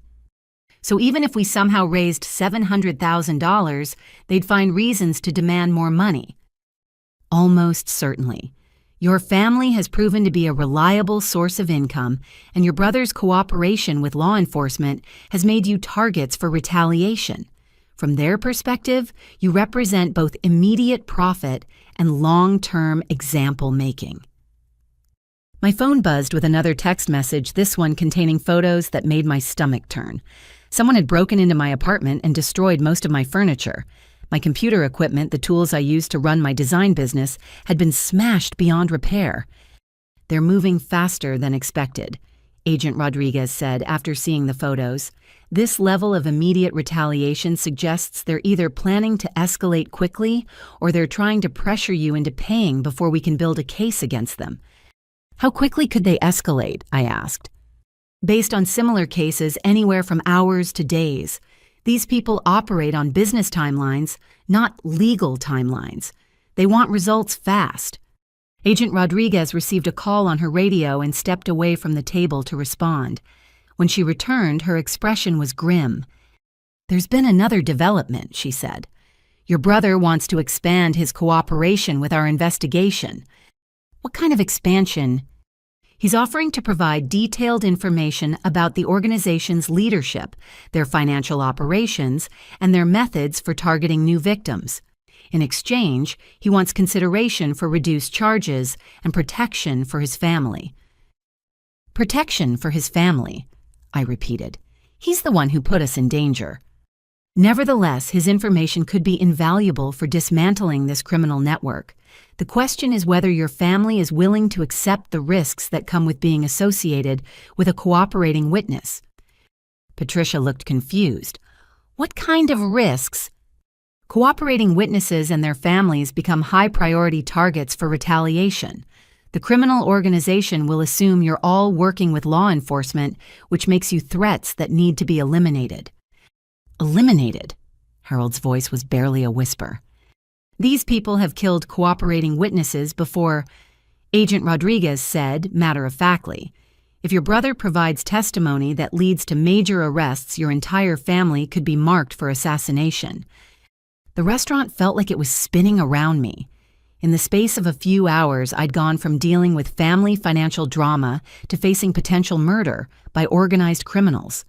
The successful business I'd built, the stable life I'd created, the future I'd planned, had all become irrelevant in the face of immediate survival concerns. "What would witness protection involve exactly?" I asked. "New identities, relocation to a different state, complete severance of contact with anyone from your previous lives," Agent Rodriguez explained. "Your business, your friends, your professional reputation, all of it would have to be abandoned." "Forever?" "Potentially. Depending on how successful we are at prosecuting the criminal organization, you might eventually be able to resume limited contact with your previous life. But there are no guarantees." Harold stood up and began pacing around the empty restaurant, his face reflecting the impossible choice we were facing. "So we can cooperate with the FBI and spend the rest of our lives hiding from criminals, or we can refuse to cooperate and spend the rest of our lives hiding from criminals. Or you can pay the $700,000 and hope they honor their agreement to leave you alone," Agent Rodriguez said, "though, as I mentioned, that outcome is statistically unlikely." "Where would we get $700,000? Patricia asked. "Even if we sold everything we own, we couldn't raise that much money." Agent Rodriguez consulted her tablet again. "Actually, there's something you need to know about your financial situation. The criminal organization's research into your family's assets was quite thorough." She showed us documents I'd never seen before, property records and financial statements that painted a very different picture of my parents' wealth than the struggling business owners they'd pretended to be. "Your antique store inventory is worth significantly more than you've been reporting," Agent Rodriguez said. "Professional appraisals suggest a value of over $400,000. Harold's face went white. "That's impossible." "Is it? Because our investigation found several pieces in your inventory that are worth individual amounts exceeding $50,000. She showed us photographs of items from my parents' store with detailed appraisal information attached to each image. A Civil War-era desk, $75,000. A collection of 19th century paintings, $120,000. A set of antique jewelry, $60,000. "You've been sitting on a fortune while telling your daughter you needed financial help," Agent Rodriguez said. "Why?" Patricia and Harold exchanged glances that suggested they'd been caught in a deception as elaborate as Marcus's gambling addiction. "We didn't know," Patricia said weakly. "You didn't know that items you've owned for decades were worth hundreds of thousands of dollars." "Some pieces came from estate sales," Harold said. "We bought them for much less than their actual value." Agent Rodriguez studied their faces with the practiced eye of someone accustomed to detecting lies. "Or you've been deliberately undervaluing your inventory to avoid taxes, insurance costs, and security expenses." The implication hung in the air like smoke. My parents, who had been accepting money from me while claiming financial hardship, were potentially sitting on enough valuable antiques to pay off most of Marcus's debts. "Even if the inventory is worth $400,000, I said, "that's still $300,000 short of what they're demanding." "True," Agent Rodriguez agreed, "but it changes the nature of the negotiations significantly." She pulled up another screen showing Marcus in an interview room, his face haggard and his hands shaking. "Your brother has been providing detailed information about the criminal organization's operations. With his testimony and your family's cooperation, we might be able to arrest the leadership before they can escalate their collections activities." "How long would that take?" I asked. "Weeks, possibly months, which means your family would need protection during the investigation period. And if the prosecution fails, then you'd be in significantly more danger than you are right now because the criminal organization would know you'd been actively working against them." Harold returned to the table and sat down heavily. "Agent Rodriguez, what would you do if this was your family?" "I'd cooperate with the investigation and accept witness protection," she replied without hesitation. "But I'd also liquidate every available asset to pay as much of the debt as possible before entering the program." Liquidate everything. Your antique inventory, your daughter's business equipment, any other assets that could be converted to cash. Reduce the outstanding debt to a manageable amount, then disappear into witness protection until the criminal organization is prosecuted. "That would destroy our entire lives," Patricia protested. "Your lives are already destroyed," Agent Rodriguez said bluntly. "The question is whether you want to save what's left of them or lose everything to criminals who will never stop demanding payment." My phone rang again and I saw a number I didn't recognize. Agent Rodriguez nodded for me to answer. "Hello. Miss Vivian, this is Agent Thompson, FBI. I'm calling from your brother's interview. He asked me to tell you that he has information about your parents that you need to hear immediately." "What kind of information?" "Information that explains why your family became a target for this criminal organization in the first place." Agent Rodriguez took the phone and spoke briefly with Agent Thompson. When she hung up, her expression had changed to one of grim determination. "Your brother has confessed to something that changes everything we thought we knew about this case," she said. "What did he confess to?" "Your parents weren't innocent victims of his criminal activities. They were actively involved in the identity theft operation from the beginning." The words hit me like a physical blow. I stared at Agent Rodriguez, certain I'd misheard her. "That's impossible. My parents don't even understand how to use email, let alone run identity theft operations." "According to your brother's confession, your father has been working with the criminal organization for over 2 years," Agent Rodriguez replied.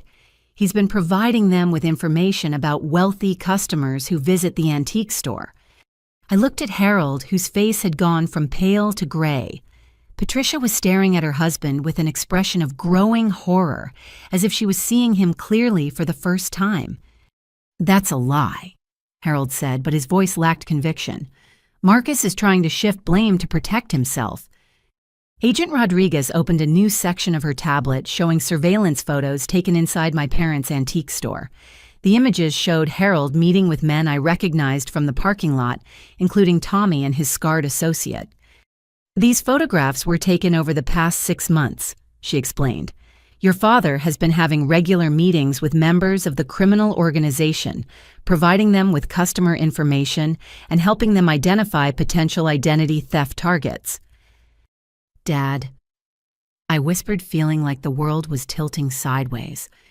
Harold's shoulders sagged in defeat. It wasn't supposed to hurt anyone. They just wanted information about customers who might be interested in private sales. Private sales of what? Agent Rodriguez asked. Stolen merchandise, Patricia said quietly, her voice filled with disgust. You've been helping them fence stolen goods through our store.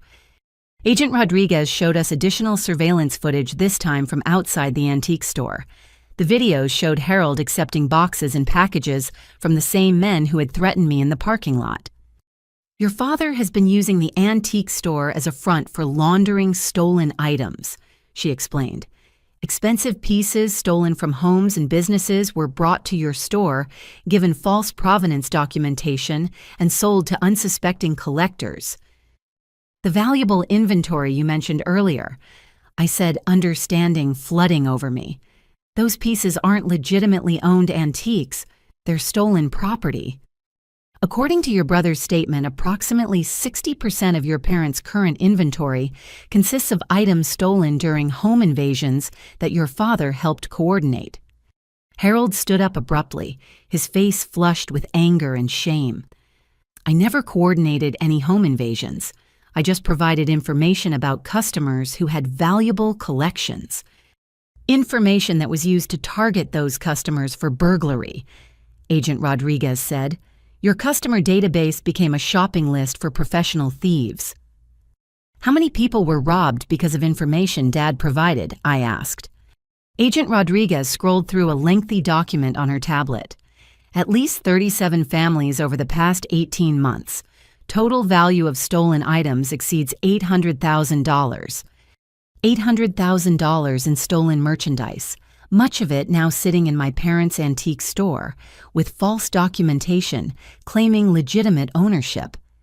My father hadn't just been helping criminals launder stolen goods, he'd been actively facilitating the crimes that created those goods in the first place. The criminal organization was paying your father commission for each successful burglary, Agent Rodriguez continued. Between the fencing operation and the customer intelligence, he was earning substantial money from criminal activities. How much money? Patricia demanded. According to financial records we've recovered, your husband received over $60,000 in payments from the criminal organization last year.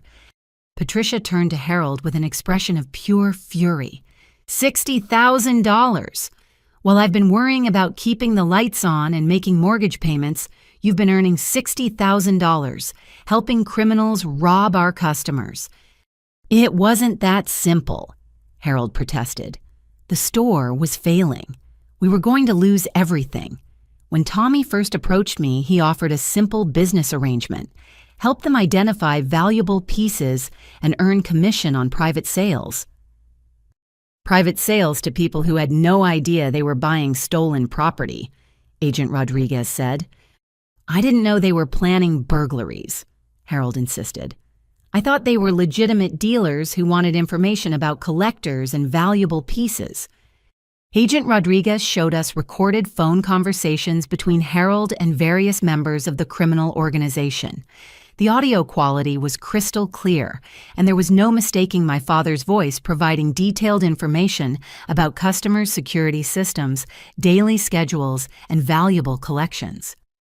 In this conversation from 3 months ago, she said, playing a particularly damning recording, your father is describing a customer's home security system and explaining when the family usually goes on vacation. Harold's voice filled the empty restaurant. The Hendersons have that new electronic system, but they never set it during the day. Martha comes home for lunch every Tuesday and Thursday around noon. They're planning a trip to Europe next month, probably be gone for 2 weeks. That information was used to burglarize the Henderson home while they were at lunch, Agent Rodriguez explained. $37,000 in jewelry and art were stolen. Some of those items are currently in your store's inventory. I felt sick. The successful antique business my parents had used to justify their requests for financial help was actually a criminal front operation. The valuable inventory they'd been sitting on wasn't the result of shrewd business practices, but rather the proceeds of systematic theft from their own customers. "How long have you known about this?" I asked Patricia. "I didn't know," she said, her voice shaking. "I swear I had no idea Harold was involved with criminals." Agent Rodriguez pulled up additional evidence that contradicted Patricia's claim of ignorance. Bank records showing regular cash deposits that coincided with Harold's payments from the criminal organization. Purchase orders for security equipment that suggested knowledge of stolen merchandise storage. Insurance claims that had been carefully structured to avoid scrutiny from law enforcement. "Mrs. Chen, you've been an active participant in laundering the proceeds of these criminal activities," Agent Rodriguez said. "Your signature appears on documents related to the sale of stolen merchandise, and you've been managing the financial aspects of the fencing operation." Patricia's face crumpled as the evidence mounted against her. "I thought the extra money was from legitimate sales. Harold told me we were having a good year because of some estate sale connections he'd developed." "Estate sale connections that involve stealing items from living people's homes," Agent Rodriguez clarified. "The mortgage payments," I said, understanding another piece of the puzzle. "You weren't behind on mortgage payments because the business was failing. You were behind because law enforcement was investigating your criminal activities and you had to stop accepting stolen merchandise temporarily." Agent Rodriguez nodded. "The foreclosure threat was real, but it was caused by your parents' inability to continue their money laundering activities during our preliminary investigation, not by legitimate business problems." Harold sank back into his chair, looking like a man who'd aged 10 years in the past hour. "I never meant for any of this to happen. The store really was failing, and when Tommy offered to help, I thought it was just a business opportunity. An opportunity that required you to betray your customers' trust and facilitate crimes against people who considered you a friend," Agent Rodriguez said. She showed us victim impact statements from families who had been burglarized based on information Harold provided. The emotional devastation was heartbreaking, with customers describing not just financial losses, but feelings of violation and betrayal when they learned their trusted antique dealer had helped coordinate the crimes against them. "These people trusted you," I said to Harold. "They brought their children to the store, invited you to their homes, treated you like family, and you repaid that trust by helping criminals rob them." "I didn't think about the human cost," Harold admitted. "I was focused on saving our business and our house." "By destroying other people's sense of security in their homes," Agent Rodriguez said. "Some of these victims have moved to different cities because they no longer feel safe in their own neighborhoods." My phone buzzed with a text message from Marcus, who was apparently being allowed to communicate from federal custody. The message was brief, but devastating. "Dad's been working with them longer than I have. They have recordings of him planning jobs. Mom knew about the money." Agent Rodriguez read the message over my shoulder and nodded grimly. "Your brother's confession includes details about your parents' involvement that we haven't shared with you yet." "What kind of details?" "Your father wasn't just providing customer information. He was actively participating in planning the burglaries, including helping select which items to steal and how to access homes without triggering security systems." She showed us floor plans and security system diagrams that had been drawn in Harold's handwriting. The documents detailed entry points, valuable item locations, and timing information that would allow burglars to work efficiently and avoid detection. "Your father essentially created customized burglary plans for each target," Agent Rodriguez explained. "He used his knowledge of antiques and home security to maximize the value of stolen items while minimizing the risk of getting caught." "And Mom really didn't know?" I asked. "Your mother was managing the financial side of the operation," Agent Rodriguez said. "She was responsible for creating false documentation for stolen items, coordinating sales to unsuspecting buyers, and laundering the proceeds through legitimate business accounts." Patricia was crying now, but I found myself feeling no sympathy for her tears. She'd been living off the proceeds of crimes committed against innocent families while accepting money from me and pretending to be struggling financially. "How much money did you steal from people?" I asked my parents. "We didn't steal anything," Harold protested. "We just provided information and helped with documentation." You facilitated thefts totaling over $800,000, Agent Rodriguez corrected. From a legal standpoint, you're as responsible for those crimes as the people who actually broke into homes. And from a moral standpoint, I added, you're worse because those people trusted you. Agent Rodriguez received another call on her radio and stepped away to respond. When she returned, her expression was more serious than ever. There's been a significant development, she said.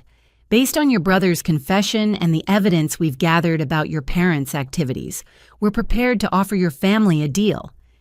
What kind of deal? Complete cooperation with our investigation, including testimony against the criminal organization's leadership in exchange for reduced charges and witness protection. What would the charges be? Patricia asked. For your husband, conspiracy to commit burglary, money laundering, racketeering, and operating a criminal enterprise. He's looking at 15 to 20 years in federal prison. Harold's face went white. 20 years. For your wife, money laundering, conspiracy, and accessory after the fact. Probably 8 to 12 years. And for Marcus, your son is facing similar charges plus identity theft and wire fraud. Without cooperation, he's looking at 12 to 15 years. Agent Rodriguez paused to let the severity of the charges sink in. With full cooperation and successful prosecution of the criminal organization, we might be able to reduce those sentences significantly. How significantly? I asked. Your parents might face 3 to 5 years each with possibility of early release for continued cooperation. Your brother might face 5 to 8 years, depending on how valuable his testimony proves to be. And me? You're a victim, not a suspect, Agent Rodriguez said. But as a victim, you're also a potential witness whose testimony could be crucial for prosecuting both the criminal organization and your family members. So, I'd have to testify against my own parents and brother. You'd be testifying about the crimes they committed, including the identity theft that victimized you and the criminal activities that put your life in danger. I looked at my parents sitting across from me with shame and fear written across their faces. 2 hours ago, I'd thought they were struggling business owners who needed my financial help. Now I knew they were criminals who'd been earning money by helping other criminals rob innocent people. What happens if we refuse the deal? Harold asked. You face the full charges without any possibility of reduced sentences, Agent Rodriguez replied.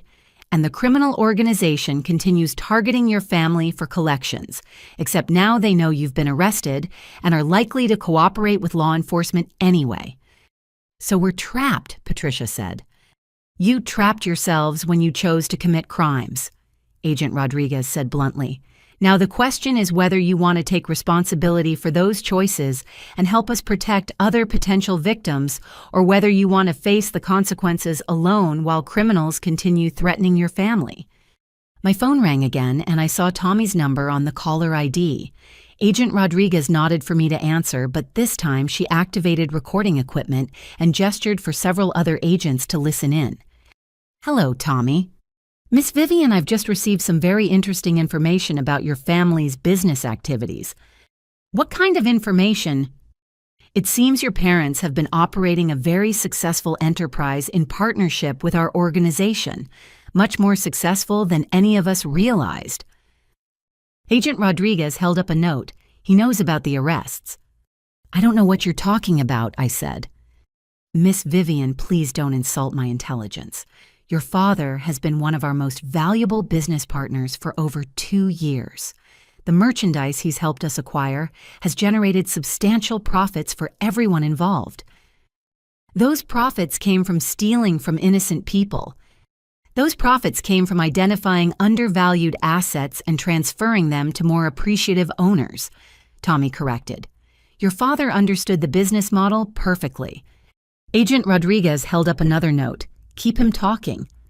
What does this mean for the debt situation? I asked. It means your family's obligations are significantly more complicated than a simple loan repayment, Tommy replied. Your parents have been partners in a criminal enterprise which makes them responsible for the entire operation's liabilities. What kind of liabilities? When law enforcement disrupts business activities, partner organizations expect compensation for lost revenue and increased risks. Your family's cooperation with the FBI has cost our organization substantial money. Agent Rodriguez was typing frantically on her tablet, apparently coordinating with other law enforcement teams. How much compensation? I asked. $2 million payable immediately, plus ongoing payments to compensate for future lost revenue. $2 million. The number was so absurd it felt like play money, but Tommy's voice carried the same casual certainty he'd used when discussing much smaller amounts. That's impossible, I said. No one has that kind of money. Your parents' business partners certainly do, Tommy replied. Criminal enterprises generate substantial cash flow when properly managed. My parents are under federal arrest, I pointed out, which makes their business obligations your responsibility as their next of kin. Agent Rodriguez held up a note. We're ready. Miss Vivian. Tommy continued, you have 48 hours to produce the first payment installment, $100,000 as a gesture of good faith while we negotiate the remaining balance. And if I refuse, then your family becomes a case study in what happens when criminal partners cooperate with law enforcement. The line went dead, but Agent Rodriguez was smiling for the first time since I'd met her. We got him, she said. Full recording of criminal threats, extortion, and conspiracy, plus GPS tracking data that led us directly to their current location. Does that mean it's over? It means the immediate threat is neutralized, she replied. But Miss Vivian, your family's problems are far from over. You're going to need legal representation, and you're going to need to make some very difficult decisions about your future. Within an hour of Tommy's arrest, Agent Rodriguez had connected me with Diana Walsh, one of the FBI's recommended attorneys, who specialized in helping victims of identity theft and organized crime. Diana arrived at the restaurant looking like she'd stepped out of a legal thriller, her confident demeanor and no-nonsense approach, exactly what I needed in my current situation. Vivian, I've reviewed the preliminary evidence against your family members and the criminal organization, she said, spreading documents across our table. Your situation is complex but not hopeless. Complex how? I asked.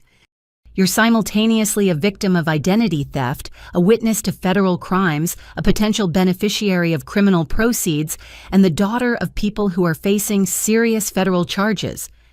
Diana pulled out a legal pad and began making notes as she spoke.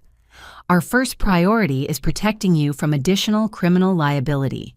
Your brother used your identity to commit crimes, and your parents operated a criminal enterprise that generated proceeds they shared with you through gift-giving and financial support.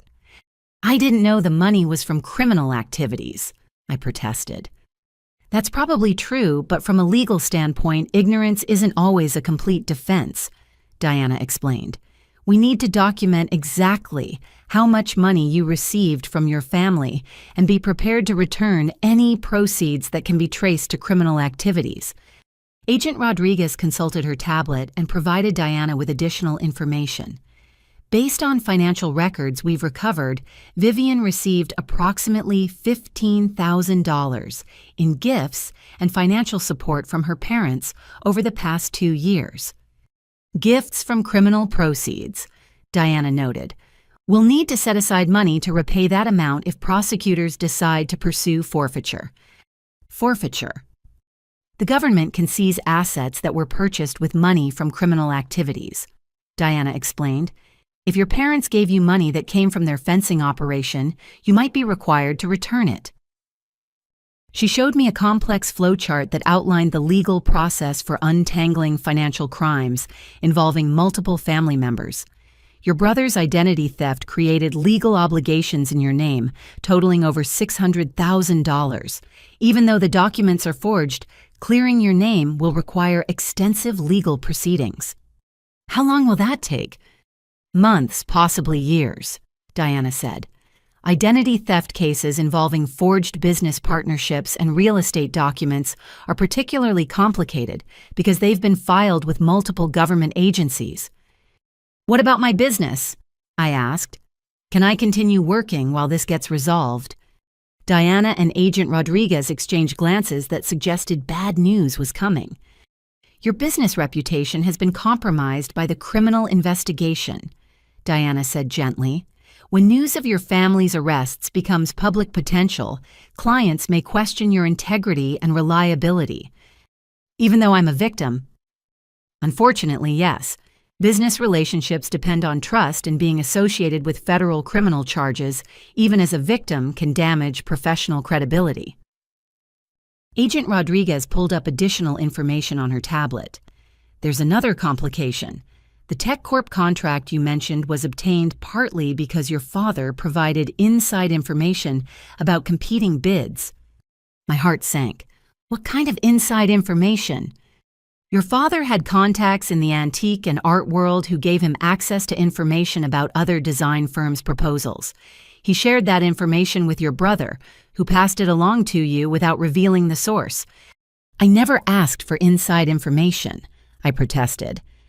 According to the evidence we've recovered, your brother sent you emails containing details about your competitors' pricing and design concepts, Agent Rodriguez said. You used that information to develop proposals that undercut their bids. Diana was taking notes rapidly, her expression growing more concerned as the scope of my legal problems became clear. This could constitute bid rigging or unfair business practices, even if you didn't know the information was obtained illegally. So I might lose the TechCorp contract. You'll almost certainly lose it, Diana said. Companies don't want to be associated with federal criminal investigations, and TechCorp will probably terminate the contract to protect their own reputation. I felt like I was drowning in quicksand, with each revelation pulling me deeper into legal and financial disaster. The successful business I'd built, the financial independence I'd achieved, the professional reputation I'd earned were all being destroyed by my family's criminal activities. What are my options? I asked. Diana consulted her legal pad and outlined a strategy that was both comprehensive and daunting. First, we file identity theft reports with all relevant agencies to begin clearing your name from the forged documents. Second, we cooperate fully with the federal investigation to establish your victim status. Third, we voluntarily return any money you received that might have come from criminal activities.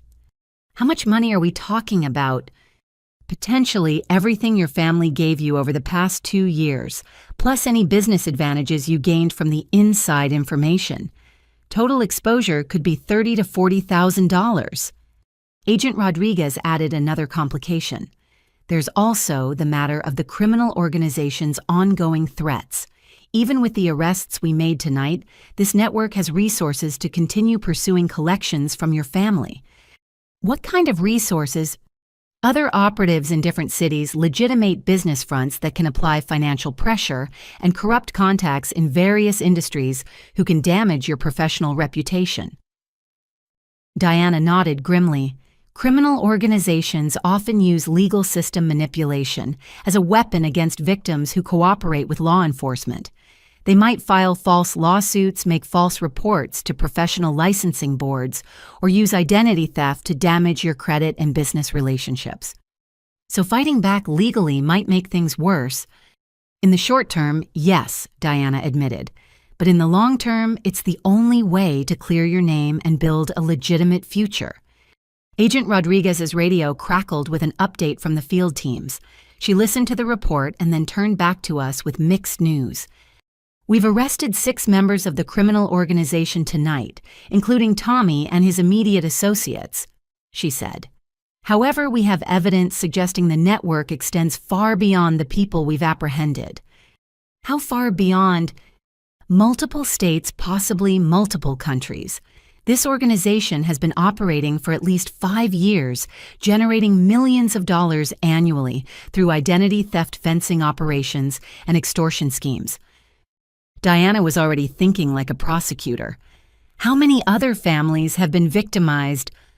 At least 50 that we know of, Agent Rodriguez replied. Possibly hundreds when we include indirect victims of the burglary and fraud schemes. So Vivian's case is part of a much larger prosecution effort. Exactly. which could work in her favor if she's willing to cooperate fully with the investigation. Diana explained how cooperation agreements worked in federal criminal cases. By providing testimony and evidence against the criminal organization, you could secure immunity from prosecution for any unknowing participation in criminal activities. What would I have to testify about?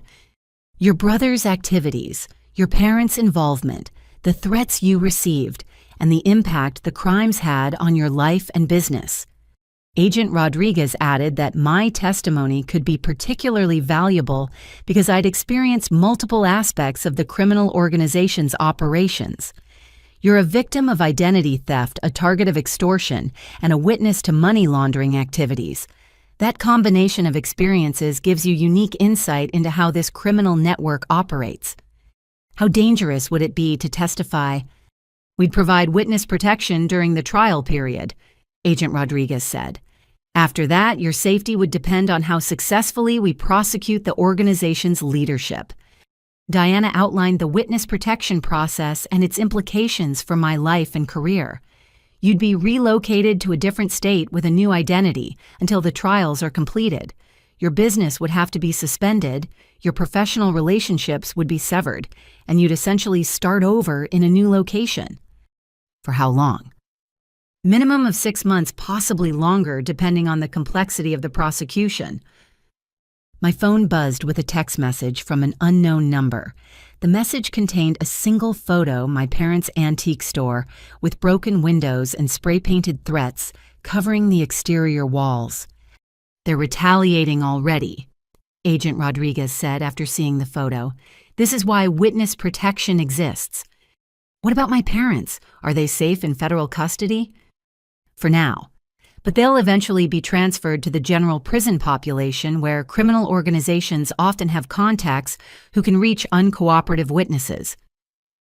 Diana was studying the photo of the vandalized store with obvious concern.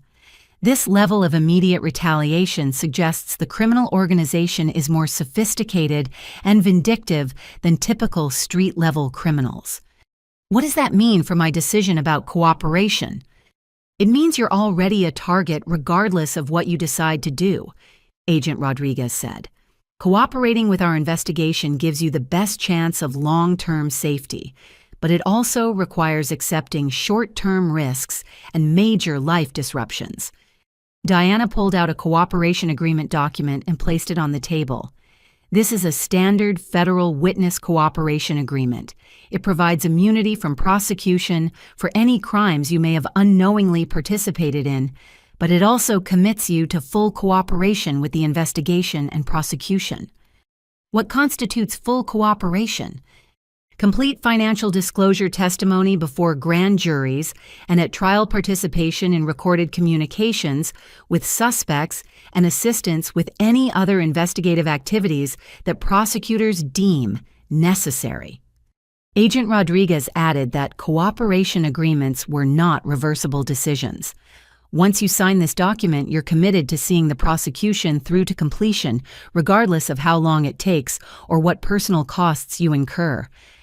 And if I don't cooperate, then you face the legal consequences alone while continuing to be a target for criminal retaliation, Diana said bluntly.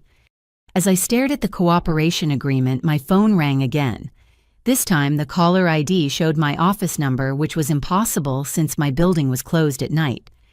Answer it, Agent Rodriguez said, activating her recording equipment. Hello, Miss Chen. The voice belonged to a woman I didn't recognize. This is building security at your office complex. We've had a break-in tonight and your office was specifically targeted. What kind of damage? Substantial. Computer equipment destroyed, files scattered, windows broken. The perpetrators left a message spray painted on your office wall. What kind of message? Quote, snitches pay the price. Tell the FBI we're just getting started. End quote. Agent Rodriguez was already coordinating a response through her radio, dispatching crime scene teams to my office building. Miss Chen, there's one more thing, the security guard continued. The perpetrators accessed your client files and contact information. They may have obtained personal information about your customers and business partners. The implication hit me like a sledgehammer. The criminal organization wasn't just targeting me. They were preparing to target anyone associated with my business. My clients, my professional contacts, even my suppliers could become victims of retaliation designed to pressure me into paying money I didn't owe. Diana, I said after hanging up, I think I need to sign that cooperation agreement. Within hours of signing the cooperation agreement, FBI forensic accountants arrived to begin a comprehensive audit of my design business. What they discovered was both humiliating and terrifying, revealing how deeply my family's criminal activities had penetrated every aspect of my professional life. Agent Sarah Martinez, a financial crimes specialist, spread out documents across my parents' dining table in their house, which had become an impromptu command center for the investigation. The scope of evidence she'd assembled was overwhelming.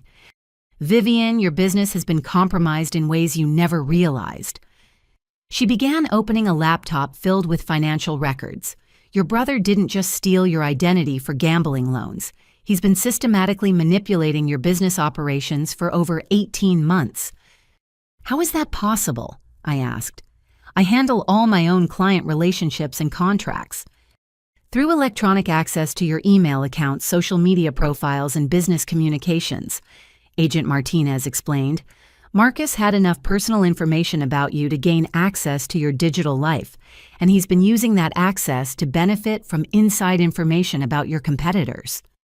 She showed me email logs that made my stomach turn, messages I'd never sent, conversations I'd never had, business relationships that had been manipulated without my knowledge. Marcus had been essentially running a shadow version of my business, using my reputation and credentials while directing opportunities toward himself and his criminal associates. Here's an example from 6 months ago. Agent Martinez said pulling up a message chain between my email account and a potential client. This company initially contacted you about a branding project worth $25,000. The emails showed a normal business inquiry followed by my apparent response, declining the project due to scheduling conflicts. But I'd never seen the original inquiry or sent the declining response. Marcus intercepted the initial contact and responded as you turning down the legitimate work so he could offer the client alternative services through a shell company he'd created. A shell company. Chen Creative Solutions, a design firm that supposedly specialized in legal and professional services marketing. On paper, you were listed as a partner and primary designer.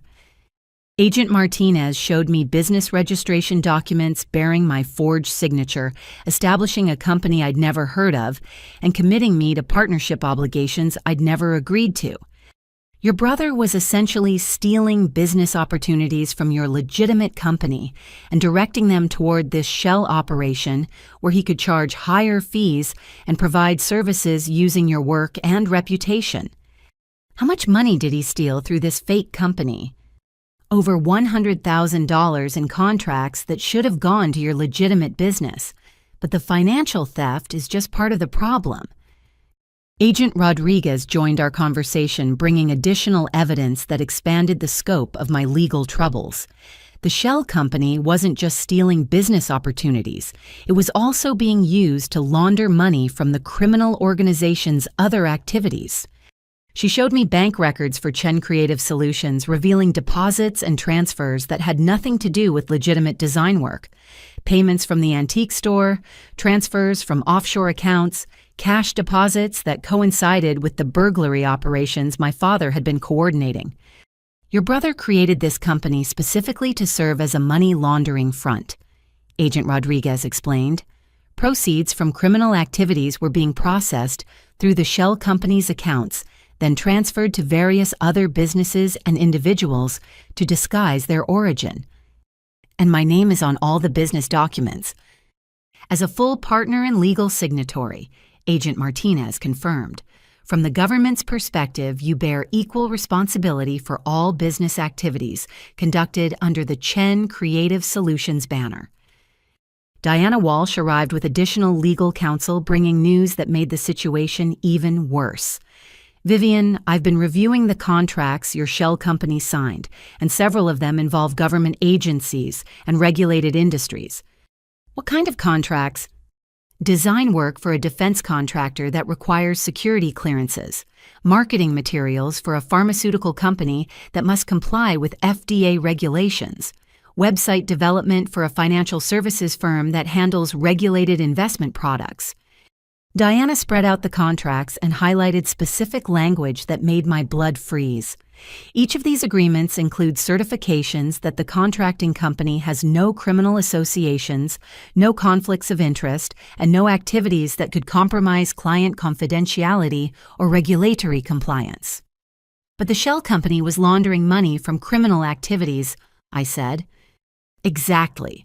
Which means these contracts were obtained through fraudulent representations, and the work performed under these contracts could be considered conspiracy to defraud government agencies and regulated businesses. Agent Martinez pulled up additional evidence showing how the fraudulent contracts had been used to justify larger money laundering operations. Your brother wasn't just stealing business opportunities and falsifying your involvement. He was using your professional reputation to gain access to clients and industries that could be exploited for criminal purposes.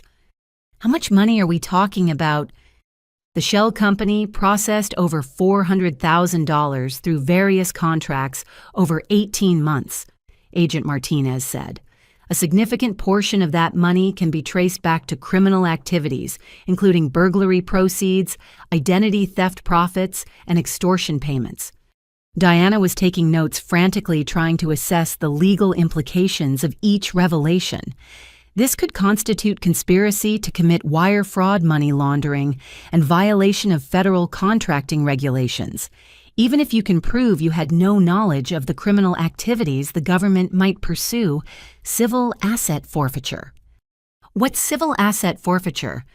The government seizes assets that were purchased with criminal proceeds or used to facilitate criminal activities, Diana explained. In this case, they could potentially seize any money you earned that can be traced back to business opportunities that were stolen from your legitimate company. Agent Rodriguez added that the asset forfeiture process could extend beyond just money. Your business equipment, intellectual property, even your professional credentials could be subject to seizure if they were used in connection with criminal activities. But I didn't know about any criminal activities. Unfortunately, asset forfeiture doesn't require criminal intent, Diana said. The government just has to prove that assets were connected to criminal conduct, regardless of the owner's knowledge or involvement. My phone rang with a call from TechCorp Industries, the company whose $60,000 contract had seemed like such great news just a few hours earlier. I answered with growing dread. Ms. Chen, this is David Park from TechCorp Legal Department. We need to discuss the contract we signed yesterday. What about it? We've received information suggesting that your company may be under federal investigation for criminal activities. Is that accurate? Agent Rodriguez was listening to the conversation and nodding grimly. The criminal organization's threats about damaging my professional reputation were already being implemented.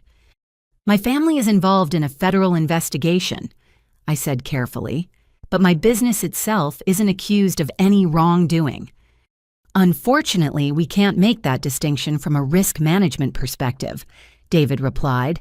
TechCorp has policies prohibiting business relationships with individuals or companies that are subjects of federal criminal investigations. So you're canceling the contract. We're invoking the morals clause that allows immediate termination for any conduct that could damage TechCorp's reputation or business relationships. The morals clause. Standard language I'd seen in dozens of contracts but never thought would be used against me. Now it was destroying the biggest opportunity my business had ever received. We'll be expecting return of the advance payment within 30 days, David continued, and we'll be notifying our industry partners about the termination and its reasons. I hung up feeling like I'd been punched in the stomach. Not only had I lost the $60,000 contract, but TechCorp would be actively damaging my reputation throughout the tech industry. This is how criminal organizations destroy victims who cooperate with law enforcement, Agent Rodriguez explained. They spread information about investigations to professional contacts, creating a cascade of canceled contracts and damaged relationships. Diana was already thinking about legal countermeasures. We can potentially sue for defamation and tortious interference with business relationships, but those lawsuits take years to resolve and cost substantial amounts in legal fees. Legal fees I can't afford because my business is being destroyed, I said. Agent Martinez showed me additional evidence of how the criminal organization was coordinating its retaliation campaign. They've been systematically contacting your clients' vendors and professional associations to spread information about the investigation.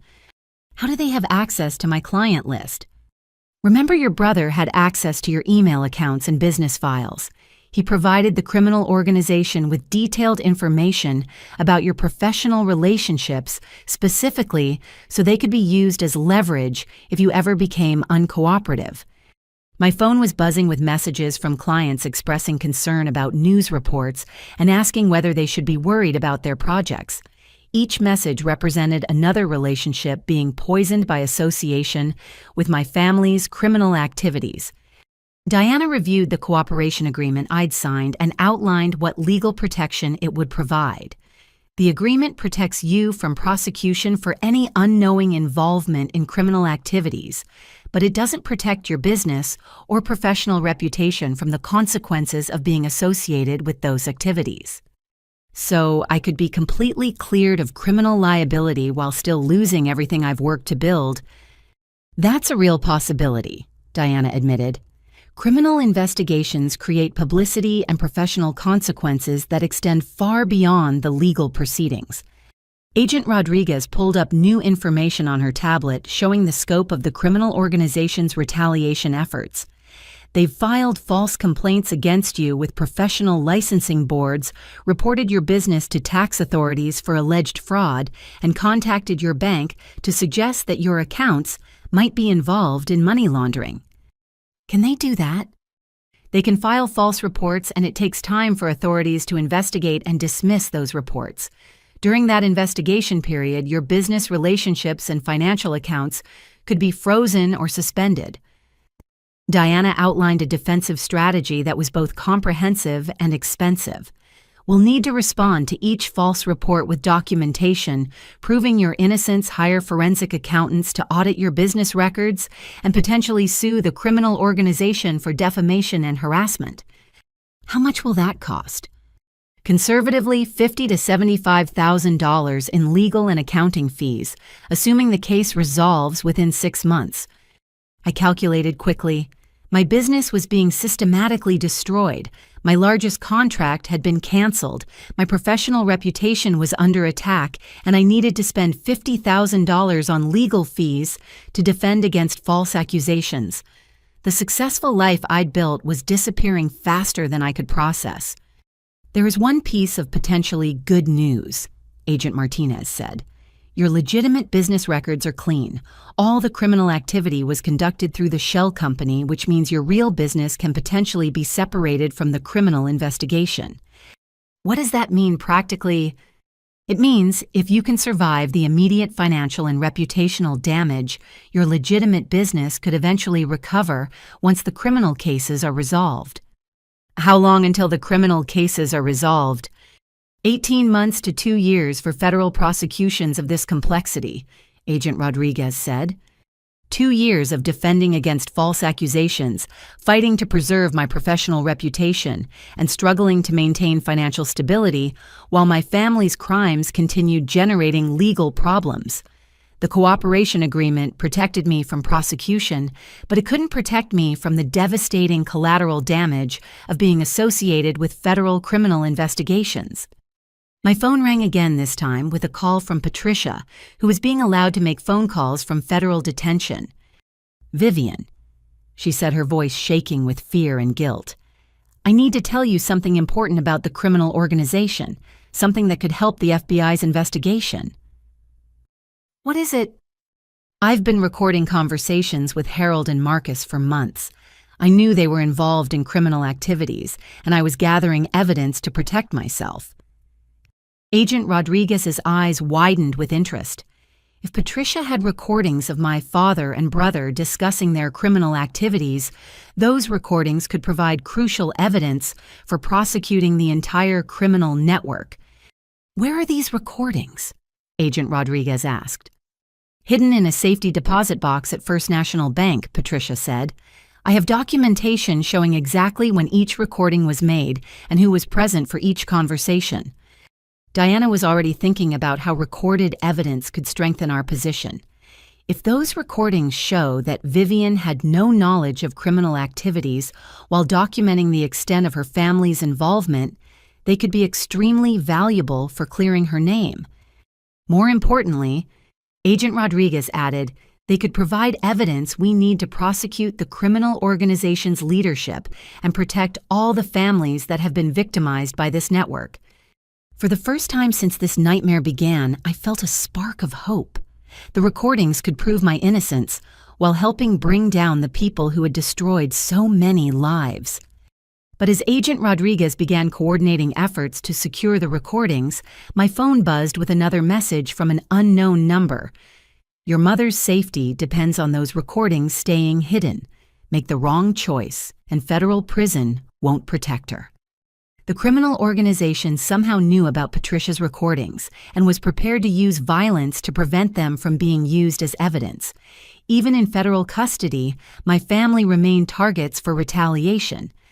Agent Rodriguez immediately placed Patricia in protective isolation after the threat, while a team of federal marshals secured the safety deposit box containing her recordings.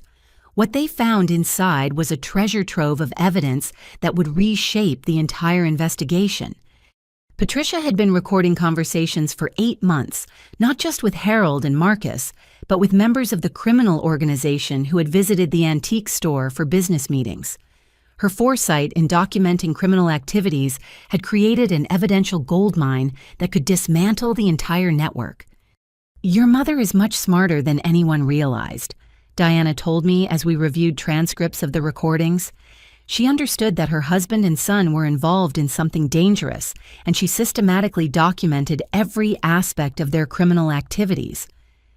The recordings revealed the true scope of the criminal organization's operations. They weren't just running identity theft and fencing schemes. They were operating a sophisticated money laundering network that processed millions of dollars annually for various criminal enterprises. Listen to this conversation between your father and Tommy from 6 weeks ago, Agent Rodriguez said, playing one of Patricia's recordings. Harold's voice filled the room. The Hendersons are planning another European vacation in September. 3 weeks in Italy and France. House will be empty except for twice daily security checks. Tommy's voice responded, perfect timing. That Monet reproduction in their dining room is worth at least $40,000 on the private market. Plus whatever jewelry Mrs. Henderson keeps in the master bedroom's safe. She keeps the combination written on a note inside her jewelry box, Harold added. Saw it when I was there for the estate appraisal last month. Your father was providing detailed intelligence about customers' security arrangements, valuable items, and personal habits, Agent Rodriguez explained. This recording alone establishes conspiracy to commit burglary and evidence of premeditated criminal planning. Diana was studying additional transcripts that showed how extensively Marcus had been involved in the identity theft operations. Your brother wasn't just stealing your identity. He was running identity theft schemes for dozens of other families using information your father gathered about antique store customers. How many families? I asked. Based on the recordings, at least 37 families had their identities stolen, using information gathered through the antique store, Agent Rodriguez said. Your family wasn't unique victims. You were part of a systematic criminal enterprise that had been operating for years. Patricia's recordings also revealed something that changed my understanding of her involvement in the criminal activities. In several conversations, she could be heard questioning Harold about suspicious financial transactions and expressing concern about the source of money coming into their business. Listen to this exchange from 4 months ago, Diana said, playing another recording. Patricia's voice, Harold, this cash from Tommy's people doesn't make sense. They're paying us more for storage than those items are worth. Harold's response, Don't ask questions about their business practices. We provide storage space. They pay market rates. Patricia, market rates for stolen merchandise, you mean? I'm not stupid, Harold. I know what this is. Harold, then you know to keep your mouth shut and enjoy the financial stability. Your mother understood the criminal nature of the activities, but felt trapped by financial desperation, Agent Rodriguez explained. The recordings show her repeatedly expressing concern about the illegal activities while feeling unable to stop them. Diana outlined how Patricia's recorded evidence could be used to negotiate better plea agreements for all family members. She documented criminal activities while expressing moral objections to those activities. That combination establishes both cooperation with law enforcement and limited criminal culpability. What does that mean for her charges? Instead of 8 to 12 years for money laundering and conspiracy, she might face 2 to 4 years with possibility of early release for cooperation, Diana said. Agent Rodriguez pulled up additional evidence that the recordings had helped identify. Your mother's documentation allowed us to trace money laundering activities across 6 different states and identify 12 other criminal associates we hadn't known about. 12 other criminals. Members of the organization who were operating similar schemes in other cities. Your mother's recordings provided communication evidence that allowed us to connect criminal activities in multiple jurisdictions. The scope of the criminal network was far larger than anyone had realized. The organization wasn't just targeting families in our city. They were running coordinated operations across multiple states, potentially victimizing hundreds of families through identity theft and burglary schemes. Diana's phone rang with news from federal prosecutors who'd been reviewing Patricia's evidence. The U.S. Attorney's Office wants to offer your mother a cooperation agreement with substantial sentence reduction in exchange for testimony against the organization's leadership. What kind of sentence reduction? Potentially down to 18 months with possibility of serving in minimum security facility and early release for continued cooperation. Agent Rodriguez added that Patricia's cooperation could extend beyond just legal testimony. She has first-hand knowledge of how the organization recruits new criminals' targets, victims, and launders proceeds. That information could help us prevent similar crimes against other families. So Mom could actually help stop other people from going through what we've experienced. Exactly. Her recordings and testimony could be instrumental in shutting down this criminal network permanently. My phone rang with a call from Patricia, who had been briefed on the cooperation agreement being offered by federal prosecutors. Her voice sounded different than I'd ever heard it, stronger and more determined. "Vivian, I need to apologize for everything," she said. "I knew Harold was involved in criminal activities and I should have stopped it or reported it to authorities." "Why didn't you—" "Fear and financial desperation," she admitted. "We were facing foreclosure, the store was failing, and when Harold started bringing in extra money, I chose to look the other way rather than confront the reality." "But you were recording everything." "Because I knew eventually someone would hold us accountable, and I wanted evidence to protect myself and potentially help law enforcement when that day came." Agent Rodriguez gestured for me to ask about specific aspects of the criminal organization's operations that could help their investigation. "Mom, do you know how many other families have been targeted by these people?" "Based on conversations, I overheard at least 50 families in our region alone," Patricia replied. "But Harold mentioned that Tommy's organization works with similar groups in other states. The total number could be in the hundreds." Diana was taking notes about potential victim compensation programs that might be available if the government could seize criminal assets. With this level of documentation, we might be able to recover stolen money and return it to victims. "How much money?" "Based on the recordings and financial evidence we've gathered, the criminal organization has processed over $5 million through various schemes over the past 3 years, Agent Rodriguez said. $5 million stolen from innocent families through identity theft, burglary, and fraud schemes.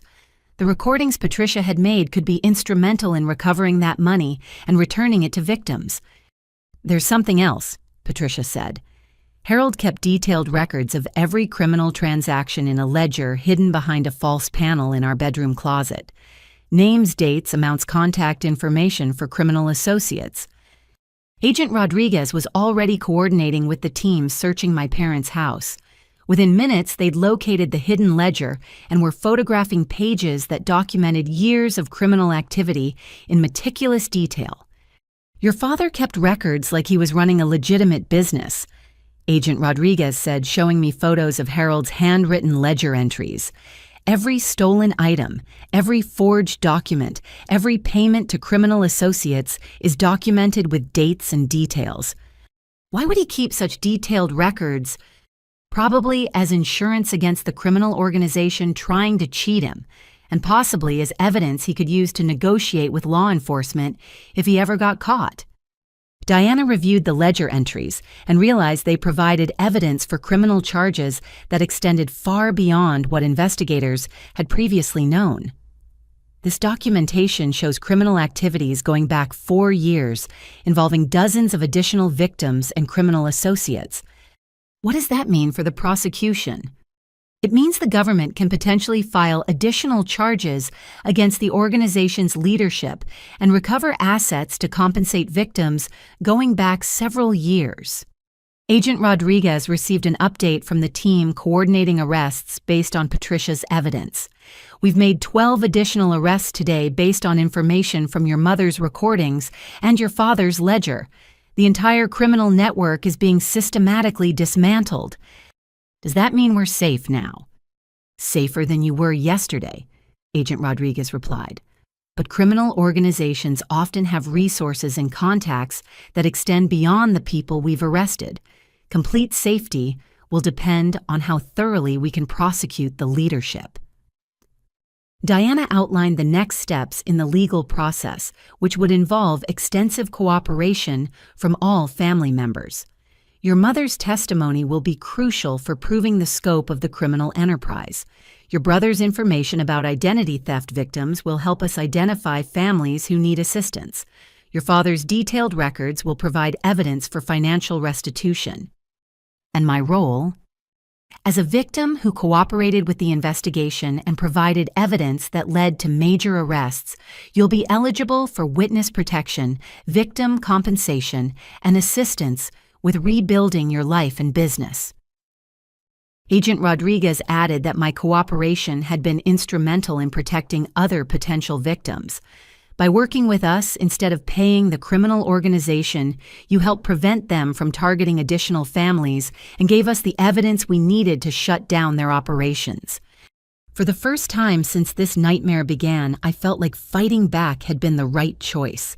Instead of becoming perpetual victims of an endless extortion scheme, my family's cooperation was helping dismantle a criminal network that had been destroying lives for years. My phone rang again, but this time the caller was Agent Thompson, with news that marked a major turning point in the investigation. "Vivian, we've arrested the criminal organization's leadership based on evidence your family provided. The people who threatened you are now facing federal charges that could result in life sentences." All of them. 17 arrests across 6 states, including the senior leadership who had been operating from legitimate business fronts. Your family's evidence provided the breakthrough we needed to reach the top of the organization. Agent Rodriguez was smiling for the first time since I'd met her. This case is going to become a model for how families can fight back against organized crime through cooperation with law enforcement. Diana added that the successful prosecution could lead to substantial victim compensation. With the criminal organization's assets being seized, there should be significant funds available to compensate families for their losses and help them rebuild their lives. "How much compensation?" "Potentially enough to cover your legal expenses, business losses, and the financial damage caused by the identity theft," Diana said. For the first time in days, I allowed myself to hope that this nightmare might actually have a positive ending. My family's decision to cooperate instead of submit to criminal extortion was helping destroy a network that had victimized hundreds of families, and we might actually recover from the financial and emotional damage we'd suffered. 6 months later, I sat in a federal courthouse watching as the last members of the criminal organization received their sentences. Tommy, the man who had threatened my family with such casual confidence, was sentenced to 25 years in federal prison without the possibility of parole. The lead prosecutor, Assistant U.S. Attorney Michael Chen, addressed the court during sentencing with words that gave meaning to everything my family had endured. This criminal organization destroyed hundreds of families through systematic identity theft, extortion, and violence. The courage shown by victims who cooperated with this investigation has prevented countless additional crimes and ensured that these criminals will never again threaten innocent families. Harold received a sentence of 5 years in federal prison, reduced from the potential 20 years he'd originally faced because of his cooperation and Patricia's documented evidence of criminal activities. During his sentencing, he stood before the court and offered an apology that seemed genuine in its remorse. "Your Honor, I betrayed the trust of customers who considered me a friend," he said, his voice shaking with emotion. "I facilitated crimes against innocent families because I was too weak and selfish to find legitimate solutions to my financial problems. I will spend the rest of my life trying to make amends for the harm I caused." Marcus received 3 years plus mandatory treatment for gambling addiction. His cooperation had been instrumental in identifying dozens of identity theft victims and helping the FBI trace money laundering activities across multiple states. During his sentencing, he specifically addressed me with an apology that brought tears to my eyes. "Vivian, you spent years trying to help me build a legitimate life, and I repaid your generosity by stealing your identity and putting you in danger," he said. "I used your success to cover my failures, and I nearly destroyed everything you worked to achieve. I don't expect forgiveness, but I promise to spend whatever time I have left earning the right to call you my sister again." Patricia received 18 months in a minimum security facility with the possibility of early release after 12 months for continued cooperation with ongoing investigations. Her recordings had been crucial evidence in prosecuting not just our local criminal organization, but several related networks in other states.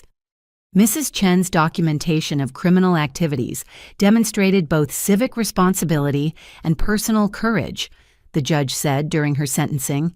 While she bears responsibility for her participation in money laundering activities, her evidence prevented additional crimes and helped ensure justice for dozens of families who had been victimized by this network.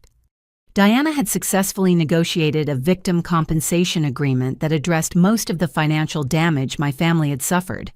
The government's seizure of criminal assets generated enough funds to compensate victims and provide restitution for families whose lives had been destroyed by the organization's activities. "You'll receive approximately $80,000 in compensation," Diana told me after the sentencing. "That should cover your legal expenses, business losses during the investigation, and the money you lost to identity theft." "What about the emotional damage?" "That's something you'll have to heal over time," she said gently. "But you've survived something that destroys many families, and you did it by choosing to fight back rather than submit to criminal demands." Agent Rodriguez, who had become not just a law enforcement contact, but a friend during the investigation, joined us for coffee after the final sentencing. She brought news about the broader impact of our case on federal law enforcement efforts. This investigation led to the arrest of 47 criminal associates across 12 states, she said. "The techniques we developed for tracing identity theft and money laundering activities are now being used by FBI field offices nationwide. So our nightmare helped other families avoid similar situations." "Absolutely. Your family's cooperation created a playbook for fighting back against organized crime that's already been used successfully in 6 other major cases." I had spent the past 6 months rebuilding my design business from scratch, working with new clients who didn't know about the federal investigation or my family's criminal history. The process had been slow and sometimes discouraging, but it had also been strangely liberating. "I'm earning about 60% of what I was making before," I told Agent Rodriguez. "But every dollar I earn now is completely clean and legitimate. There's no hidden criminal activity, no stolen opportunities, no forged partnerships. How does that feel? Like I'm building something real for the first time in years. I didn't realize how much my success was being poisoned by my family's criminal activities until I started over with complete honesty and transparency. Diana brought news about civil litigation against the criminal organization that could provide additional compensation for victims. We're filing a class action lawsuit seeking punitive damages for the emotional trauma and long-term financial harm caused by the identity theft and extortion schemes. How much additional compensation? Potentially substantial. Criminal organizations often have hidden assets that civil litigation can identify and seize more effectively than criminal prosecutions. My phone rang with a call from Jennifer, who had managed to avoid criminal charges entirely because she'd had no knowledge of or involvement in the family's criminal activities. She'd moved to Portland and was working for a nonprofit organization that helped identity theft victims rebuild their lives. "Vivian, I wanted to tell you about something amazing that happened today." She said, her voice bright with excitement I hadn't heard since before our family imploded. "What happened?" "A woman came to our office who had been victimized by the same criminal organization that targeted our family. She'd lost her savings, her credit was destroyed, and she was facing foreclosure because of identity theft." "How is that amazing?" "Because I was able to help her navigate the federal victim compensation process using everything I learned from our case. She's going to recover most of her losses and rebuild her life." Jennifer's work helping other identity theft victims had given her a sense of purpose that transformed her approach to life. "I'm earning about half what I made in marketing, but I'm helping families survive situations that would have destroyed them without assistance. So something positive came from everything we went through." "Multiple positive things," Jennifer said. "You're building a business based on complete integrity. I'm helping victims recover from crimes similar to what we experienced. Mom's cooperation is preventing other families from being targeted. Even Marcus is participating in prison programs that help other gambling addicts." Patricia was released after serving 11 months, having earned early release through her continued cooperation with federal investigators working on related cases. She moved to a small apartment near Jennifer in Portland and found work as a bookkeeper for a nonprofit organization. "I can never undo the harm that Harold and I caused to innocent families," she told me during one of our monthly phone calls. "But I can spend whatever years I have left helping victims of financial crimes rebuild their lives." "Are you happy?" "I'm at peace," she said. "For the first time in years, every dollar I earn is honest money, and every relationship I have is based on truth rather than deception." Harold's letters from federal prison showed a level of remorse and self-reflection that suggested genuine personal transformation. "I'm participating in a victim impact program where families who were burglarized based on my information can confront me about how my crimes affected their lives," he wrote. "How do those confrontations go?" "They're devastating and necessary," he replied. "I need to understand the human cost of my choices, and the victims deserve the opportunity to tell me how my betrayal of their trust affected their sense of security and peace of mind." Marcus had become involved in prison programs that helped other inmates address gambling addiction and financial crime. His letters suggested that facing the consequences of his actions had forced him to confront the psychological patterns that had led to his criminal behavior. "I'm working with a therapist who specializes in addiction and criminal thinking patterns," he wrote. "For the first time in my life, I'm taking complete responsibility for my choices rather than blaming circumstances or other people for my problems." "Do you think you can stay away from gambling when you're released?" "I think I can stay away from the lies and manipulation that made gambling possible," he replied. "The addiction was really about avoiding responsibility and consequences. Now that I'm facing both, the appeal of gambling has completely disappeared." Agent Rodriguez brought me updates about the ongoing impact of our case on federal law enforcement. The techniques we developed for investigating family-based identity theft have been adopted by FBI field offices in 37 states, she said. Are they finding similar criminal networks? Unfortunately, yes, but they're also developing intervention strategies that can prevent families from becoming victims or help them escape criminal situations before they become as serious as yours. Diana had news about the civil litigation that provided closure to a painful chapter of my life. The class action lawsuit resulted in a settlement that will provide additional compensation to all families victimized by this criminal organization. How much additional compensation? For your family, approximately $40,000. But more importantly, the settlement requires the defendants to fund victim assistance programs that will help other families avoid or recover from similar crimes. I used part of the settlement money to establish a scholarship fund for young entrepreneurs who wanted to start ethical businesses. It seems fitting to use money recovered from criminal activities to help people build legitimate success, I told Diana. What will you call the scholarship fund? The Second Chance Foundation, for people who want to build something honest after surviving difficult circumstances. As I reflected on the year that had changed my life so dramatically, I realized that fighting back against criminal extortion had been the most important decision I'd ever made. Not because it was easy or safe, but because it was the only choice that could lead to genuine healing and positive change. My design business was smaller but more sustainable than before. My family relationships were healthier because they were based on honesty rather than financial manipulation. My sense of self-respect was stronger because I'd chosen courage over convenience when facing impossible circumstances. The criminal organization that had threatened to destroy my family was dismantled permanently. Dozens of other families had been saved from similar victimization. Federal law enforcement had better tools for fighting organized crime. Victim compensation programs had been improved to help families recover from financial crimes. Most importantly, I had learned that being called useless by people who were using me was actually a gift that revealed their true character. Walking away from toxicity, even when it was difficult and dangerous, had been the most useful thing I'd ever done for myself and my family. 1 year later, I stood in my new office space in downtown Denver, looking out at the Rocky Mountains while reviewing proposals for 3 major design contracts.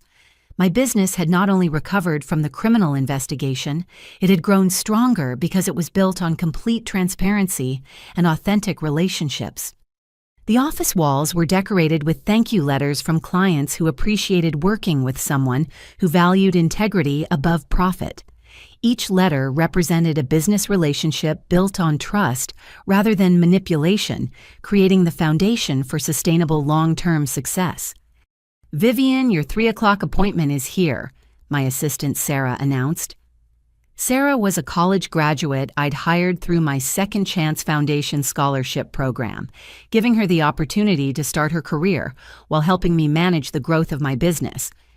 The appointment was with Rebecca Martinez, Agent Rodriguez's sister, who needed design services for a nonprofit organization that helped crime victims rebuild their lives. The referral represented how my cooperation with law enforcement had created positive connections that extended far beyond the criminal investigation. "Rebecca, welcome to Chen Design Studio," I said, greeting her in our conference room. "Sarah told me about your organization's mission. I'd love to help you develop materials that communicate your impact effectively." Rebecca's nonprofit provided services similar to what Jennifer was doing in Portland, but with a focus on helping families understand their legal rights and recovery options when facing financial crimes. Her organization had grown out of her own experience, helping Agent Rodriguez support victims during federal investigations. "We need branding and marketing materials that explain complex legal concepts in accessible language," Rebecca explained. "Many families don't realize they have options when criminals target them for identity theft or extortion." "That's exactly the kind of project I'm passionate about," I said, "using design to make important information accessible to people who need it most." As we discussed her organization's needs, my phone rang with a call from Patricia, who'd become a regular source of support and encouragement as I rebuilt my life and business. "Vivian, I have wonderful news," Patricia said. "The Victim Assistance Program I've been working with just received a federal grant to expand services nationwide." "That's fantastic, Mom. How many additional families will you be able to help?" "Potentially thousands. We're developing educational materials about financial crimes and recovery resources that will be distributed through law enforcement agencies in all 50 states. Patricia's work had become a form of living amends for her role in the criminal activities that had victimized so many families. Her expertise in financial crime recovery, gained through our family's painful experience, was now helping other families avoid or survive similar situations. "There's something else," Patricia continued. "Marcus is being released next week, and he's asked if he can visit Denver to see your new office and apologize in person." The prospect of seeing Marcus again brought up complicated emotions. I'd forgiven him for his crimes against me, but rebuilding our relationship would require time and careful boundaries. "I'd like to see him," I said, "but I want to meet in a neutral location where we can talk honestly without pressure or expectations." "He understands that rebuilding trust will take time," Patricia said. "He's not expecting immediate forgiveness or a return to our previous relationship. He just wants the opportunity to acknowledge his mistakes and show you the changes he's made." Marcus had spent his incarceration participating in programs that addressed both his gambling addiction and the psychological patterns that had led to his criminal behavior. His letters suggested genuine personal transformation, but I knew that real change would need to be demonstrated through actions rather than words. Diana called with news about the final resolution of legal issues related to the criminal investigation. "All civil litigation has been concluded, and your name has been completely cleared from any association with criminal activities." "What does that mean practically?" "It means you can pursue government contracts, security clearances, professional licenses, or any other opportunities that require background investigations without concern about the criminal charges your family faced." The complete legal clearance was important for the growth of my business, but more importantly, it represented closure on a chapter of my life that had been defined by other people's choices rather than my own. Jennifer called from Portland with news about her work helping identity theft victims. "Vivian, I've been selected to testify before Congress about federal victim assistance programs. They want to hear about our family's experience and how cooperation with law enforcement can lead to positive outcomes." "Are you nervous about testifying?" "Excited, actually. This is an opportunity to help improve federal programs that assist families facing situations similar to what we experienced." Jennifer's testimony would focus on the importance of victim compensation, witness protection, and law enforcement training for handling family-based financial crimes. Her recommendations, based on our family's experience, could influence federal policy for years to come. Agent Rodriguez stopped by my office to provide an update on the ongoing impact of our case on federal law enforcement. "The Chen case is now used as a training example in FBI academies nationwide," she said. "What aspects of our case are most useful for training purposes?" "How family cooperation can dismantle criminal networks, the importance of victim support during investigations, and the techniques for tracing complex money laundering operations across multiple jurisdictions." She brought photographs from recent arrests of criminal organizations that had been identified and prosecuted using techniques developed during our investigation. "Your family's cooperation has contributed to the arrest of over 200 criminals involved in similar schemes across the United States. 200 criminals arrested based on evidence and techniques developed through our cooperation. The nightmare we'd endured had contributed to protecting hundreds of other families from similar victimization." "There's something else I wanted to tell you," Agent Rodriguez continued.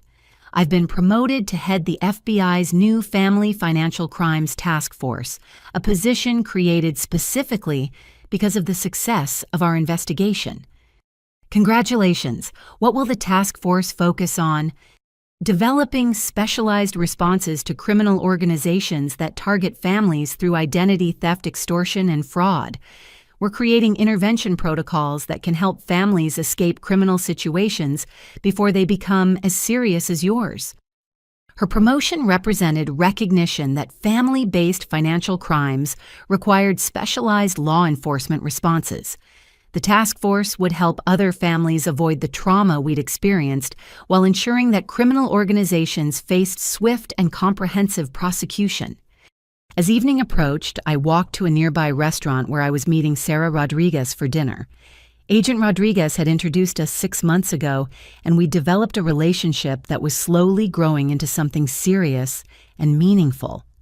Sarah worked as a victims' rights attorney helping families navigate legal systems after experiencing violent crimes. Her understanding of trauma and recovery had been valuable as I processed my own experience with criminal victimization. "How was your day?" she asked as we settled into our table. "Productive and positive," I said. "I'm working with a nonprofit that helps crime victims, which feels like a perfect way to use my design skills for something meaningful. Are you happy with how your business has developed since the investigation?" I considered the question carefully. My current business was smaller than what I'd built before, but it was also more authentic and sustainable. "I'm happier now than I was when I thought I was more successful," I said. Before, my success was partially built on opportunities stolen from competitors and family money that came from criminal activities. Now every client relationship and every project is completely legitimate. Sarah understood the psychological complexity of rebuilding life after discovering that previous success had been partially based on criminal activity. It must have been difficult to realize that some of your achievements weren't entirely your own. Devastating initially, but also liberating once I started building something completely clean and honest. Now I know that every success is genuine. As we talked about our respective work helping crime victims, I realized how much my perspective on success and family relationships had changed over the past year. Previously, I'd measured success primarily in financial terms and family relationships primarily in terms of obligations and expectations. "What's the most important thing you've learned from everything you've experienced?" Sarah asked. "That being called useless by people who are using you is actually valuable information about their character, not yours," I said. "And that walking away from toxicity, even when it's difficult and dangerous, is often the most useful thing you can do for yourself and the people you really care about." Sarah smiled at the wordplay. "So being called useless led to your most useful decision." "Exactly. My family's criticism revealed their true values and priorities. They needed my money but resented my ability to earn it. They depended on my generosity but treated me like their charity case. That dynamic was never going to lead to healthy relationships. And now my relationships with family members are based on honesty and mutual respect rather than financial dependence and emotional manipulation. We're building healthier connections because we're all taking responsibility for our own choices and consequences." As we finished dinner, my phone buzzed with a text message from Marcus, who was preparing for his release from federal prison. "Vivian, I know rebuilding our relationship will take time and proof that I've changed. I'm ready to do the work required to earn back your trust." I showed the message to Sarah, who understood the complexity of family relationships after criminal behavior. "How do you feel about reconnecting with him?" "Cautiously optimistic," I said. "His letters suggest genuine personal growth, but I'll need to see consistent change behavior over time before I can fully trust him again." That's a healthy approach. You can be open to reconciliation without being naive about the work required to rebuild trust. We walked back toward my apartment, passing the building where my office had been vandalized during the criminal organization's retaliation campaign. The space now housed a small restaurant, but seeing it reminded me of how far I'd come from those terrifying early days of the investigation. Do you ever regret cooperating with the FBI instead of trying to pay the criminal organization? Sarah asked. Never. Paying them would have solved an immediate problem while creating long-term dependence on people who made money by destroying families.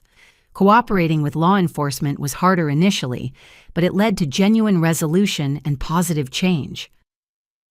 As we reached my apartment building, I reflected on how dramatically my life had changed since that dinner when I finally stood up to my family's financial and emotional manipulation. My business was smaller but more honest. My family relationships were healthier because they were based on truth rather than deception. My sense of self-respect was stronger because I'd chosen courage over convenience when facing impossible circumstances. Most importantly, I'd learned that real success comes from building something authentic rather than impressive, and that real family relationships are based on mutual support rather than one-sided dependency. The criminal organization that had threatened my family was permanently dismantled. Dozens of other families had been saved from similar victimization. Federal law enforcement had better tools for fighting organized crime. Victim compensation programs had been improved to help families recover from financial crimes. "There's something I want to ask you," Sarah said as we stood outside my building. "What is it? How do you feel about the future now? Are you optimistic about what comes next?" I looked up at the stars visible above Denver's skyline, thinking about everything I'd survived and everything I'd learned about resilience, integrity, and the importance of choosing courage over fear. "I'm optimistic because I know I can survive difficult circumstances and make good choices even under pressure," I said. "I'm optimistic because I've built something genuine that can't be destroyed by other people's lies or criminal behavior."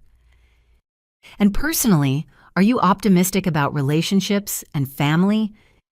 I'm optimistic because I've learned to recognize the difference between people who love me and people who use me.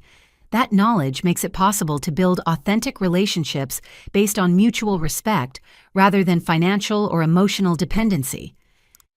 As I prepared to go inside, I thought about how to end this story in a way that would inspire other people facing similar situations to choose courage over submission to criminal demands. "Sarah, if you met someone whose family was being targeted by criminals for money they didn't owe, what would you tell them?"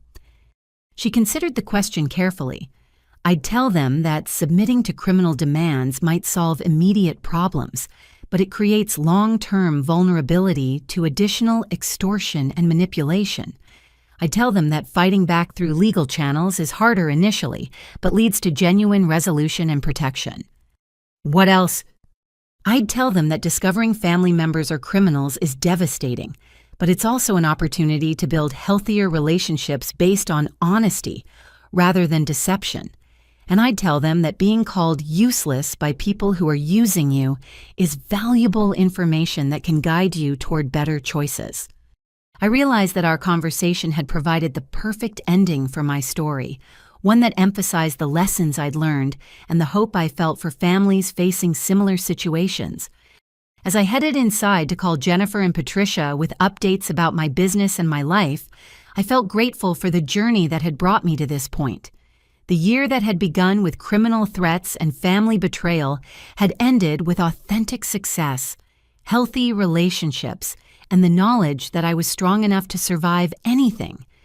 The dinner where my parents had called me useless felt like a lifetime ago, but I remembered it clearly because it had been the moment I stopped accepting their version of reality and started fighting for my own truth. That fight had been the most useful thing I'd ever done, not just for myself, but for everyone who had been helped by my family's cooperation with law enforcement and our commitment to building something honest from the wreckage of criminal deception. For anyone facing similar situations, my message would be simple: trust yourself, fight back, choose courage over convenience, build something authentic rather than impressive, and remember that being called useless by people who are using you is often the first step toward discovering your true value and potential. Thank you for following my journey through this difficult but ultimately transformative experience. I hope my story inspires you to recognize your own strength and make choices based on your values rather than other people's expectations or demands. If this story resonated with you, I'd love to hear about your own experiences with family challenges, financial difficulties, or situations where you had to choose between safety and integrity. Have you ever been in a situation where standing up for yourself felt dangerous but ultimately proved to be the right choice? How do you think families can better protect themselves from financial manipulation or criminal targeting? Please share this story with anyone who might benefit from hearing about the power of cooperation over submission when facing criminal threats. Like this content if it provided value to you, and subscribe for more stories about people who found strength in impossible circumstances. Remember, you have more courage than you realize, more options than criminals want you to know about, and more value than anyone who calls you useless could ever understand. Until next time, choose courage, choose truth, and choose to fight for the life you deserve.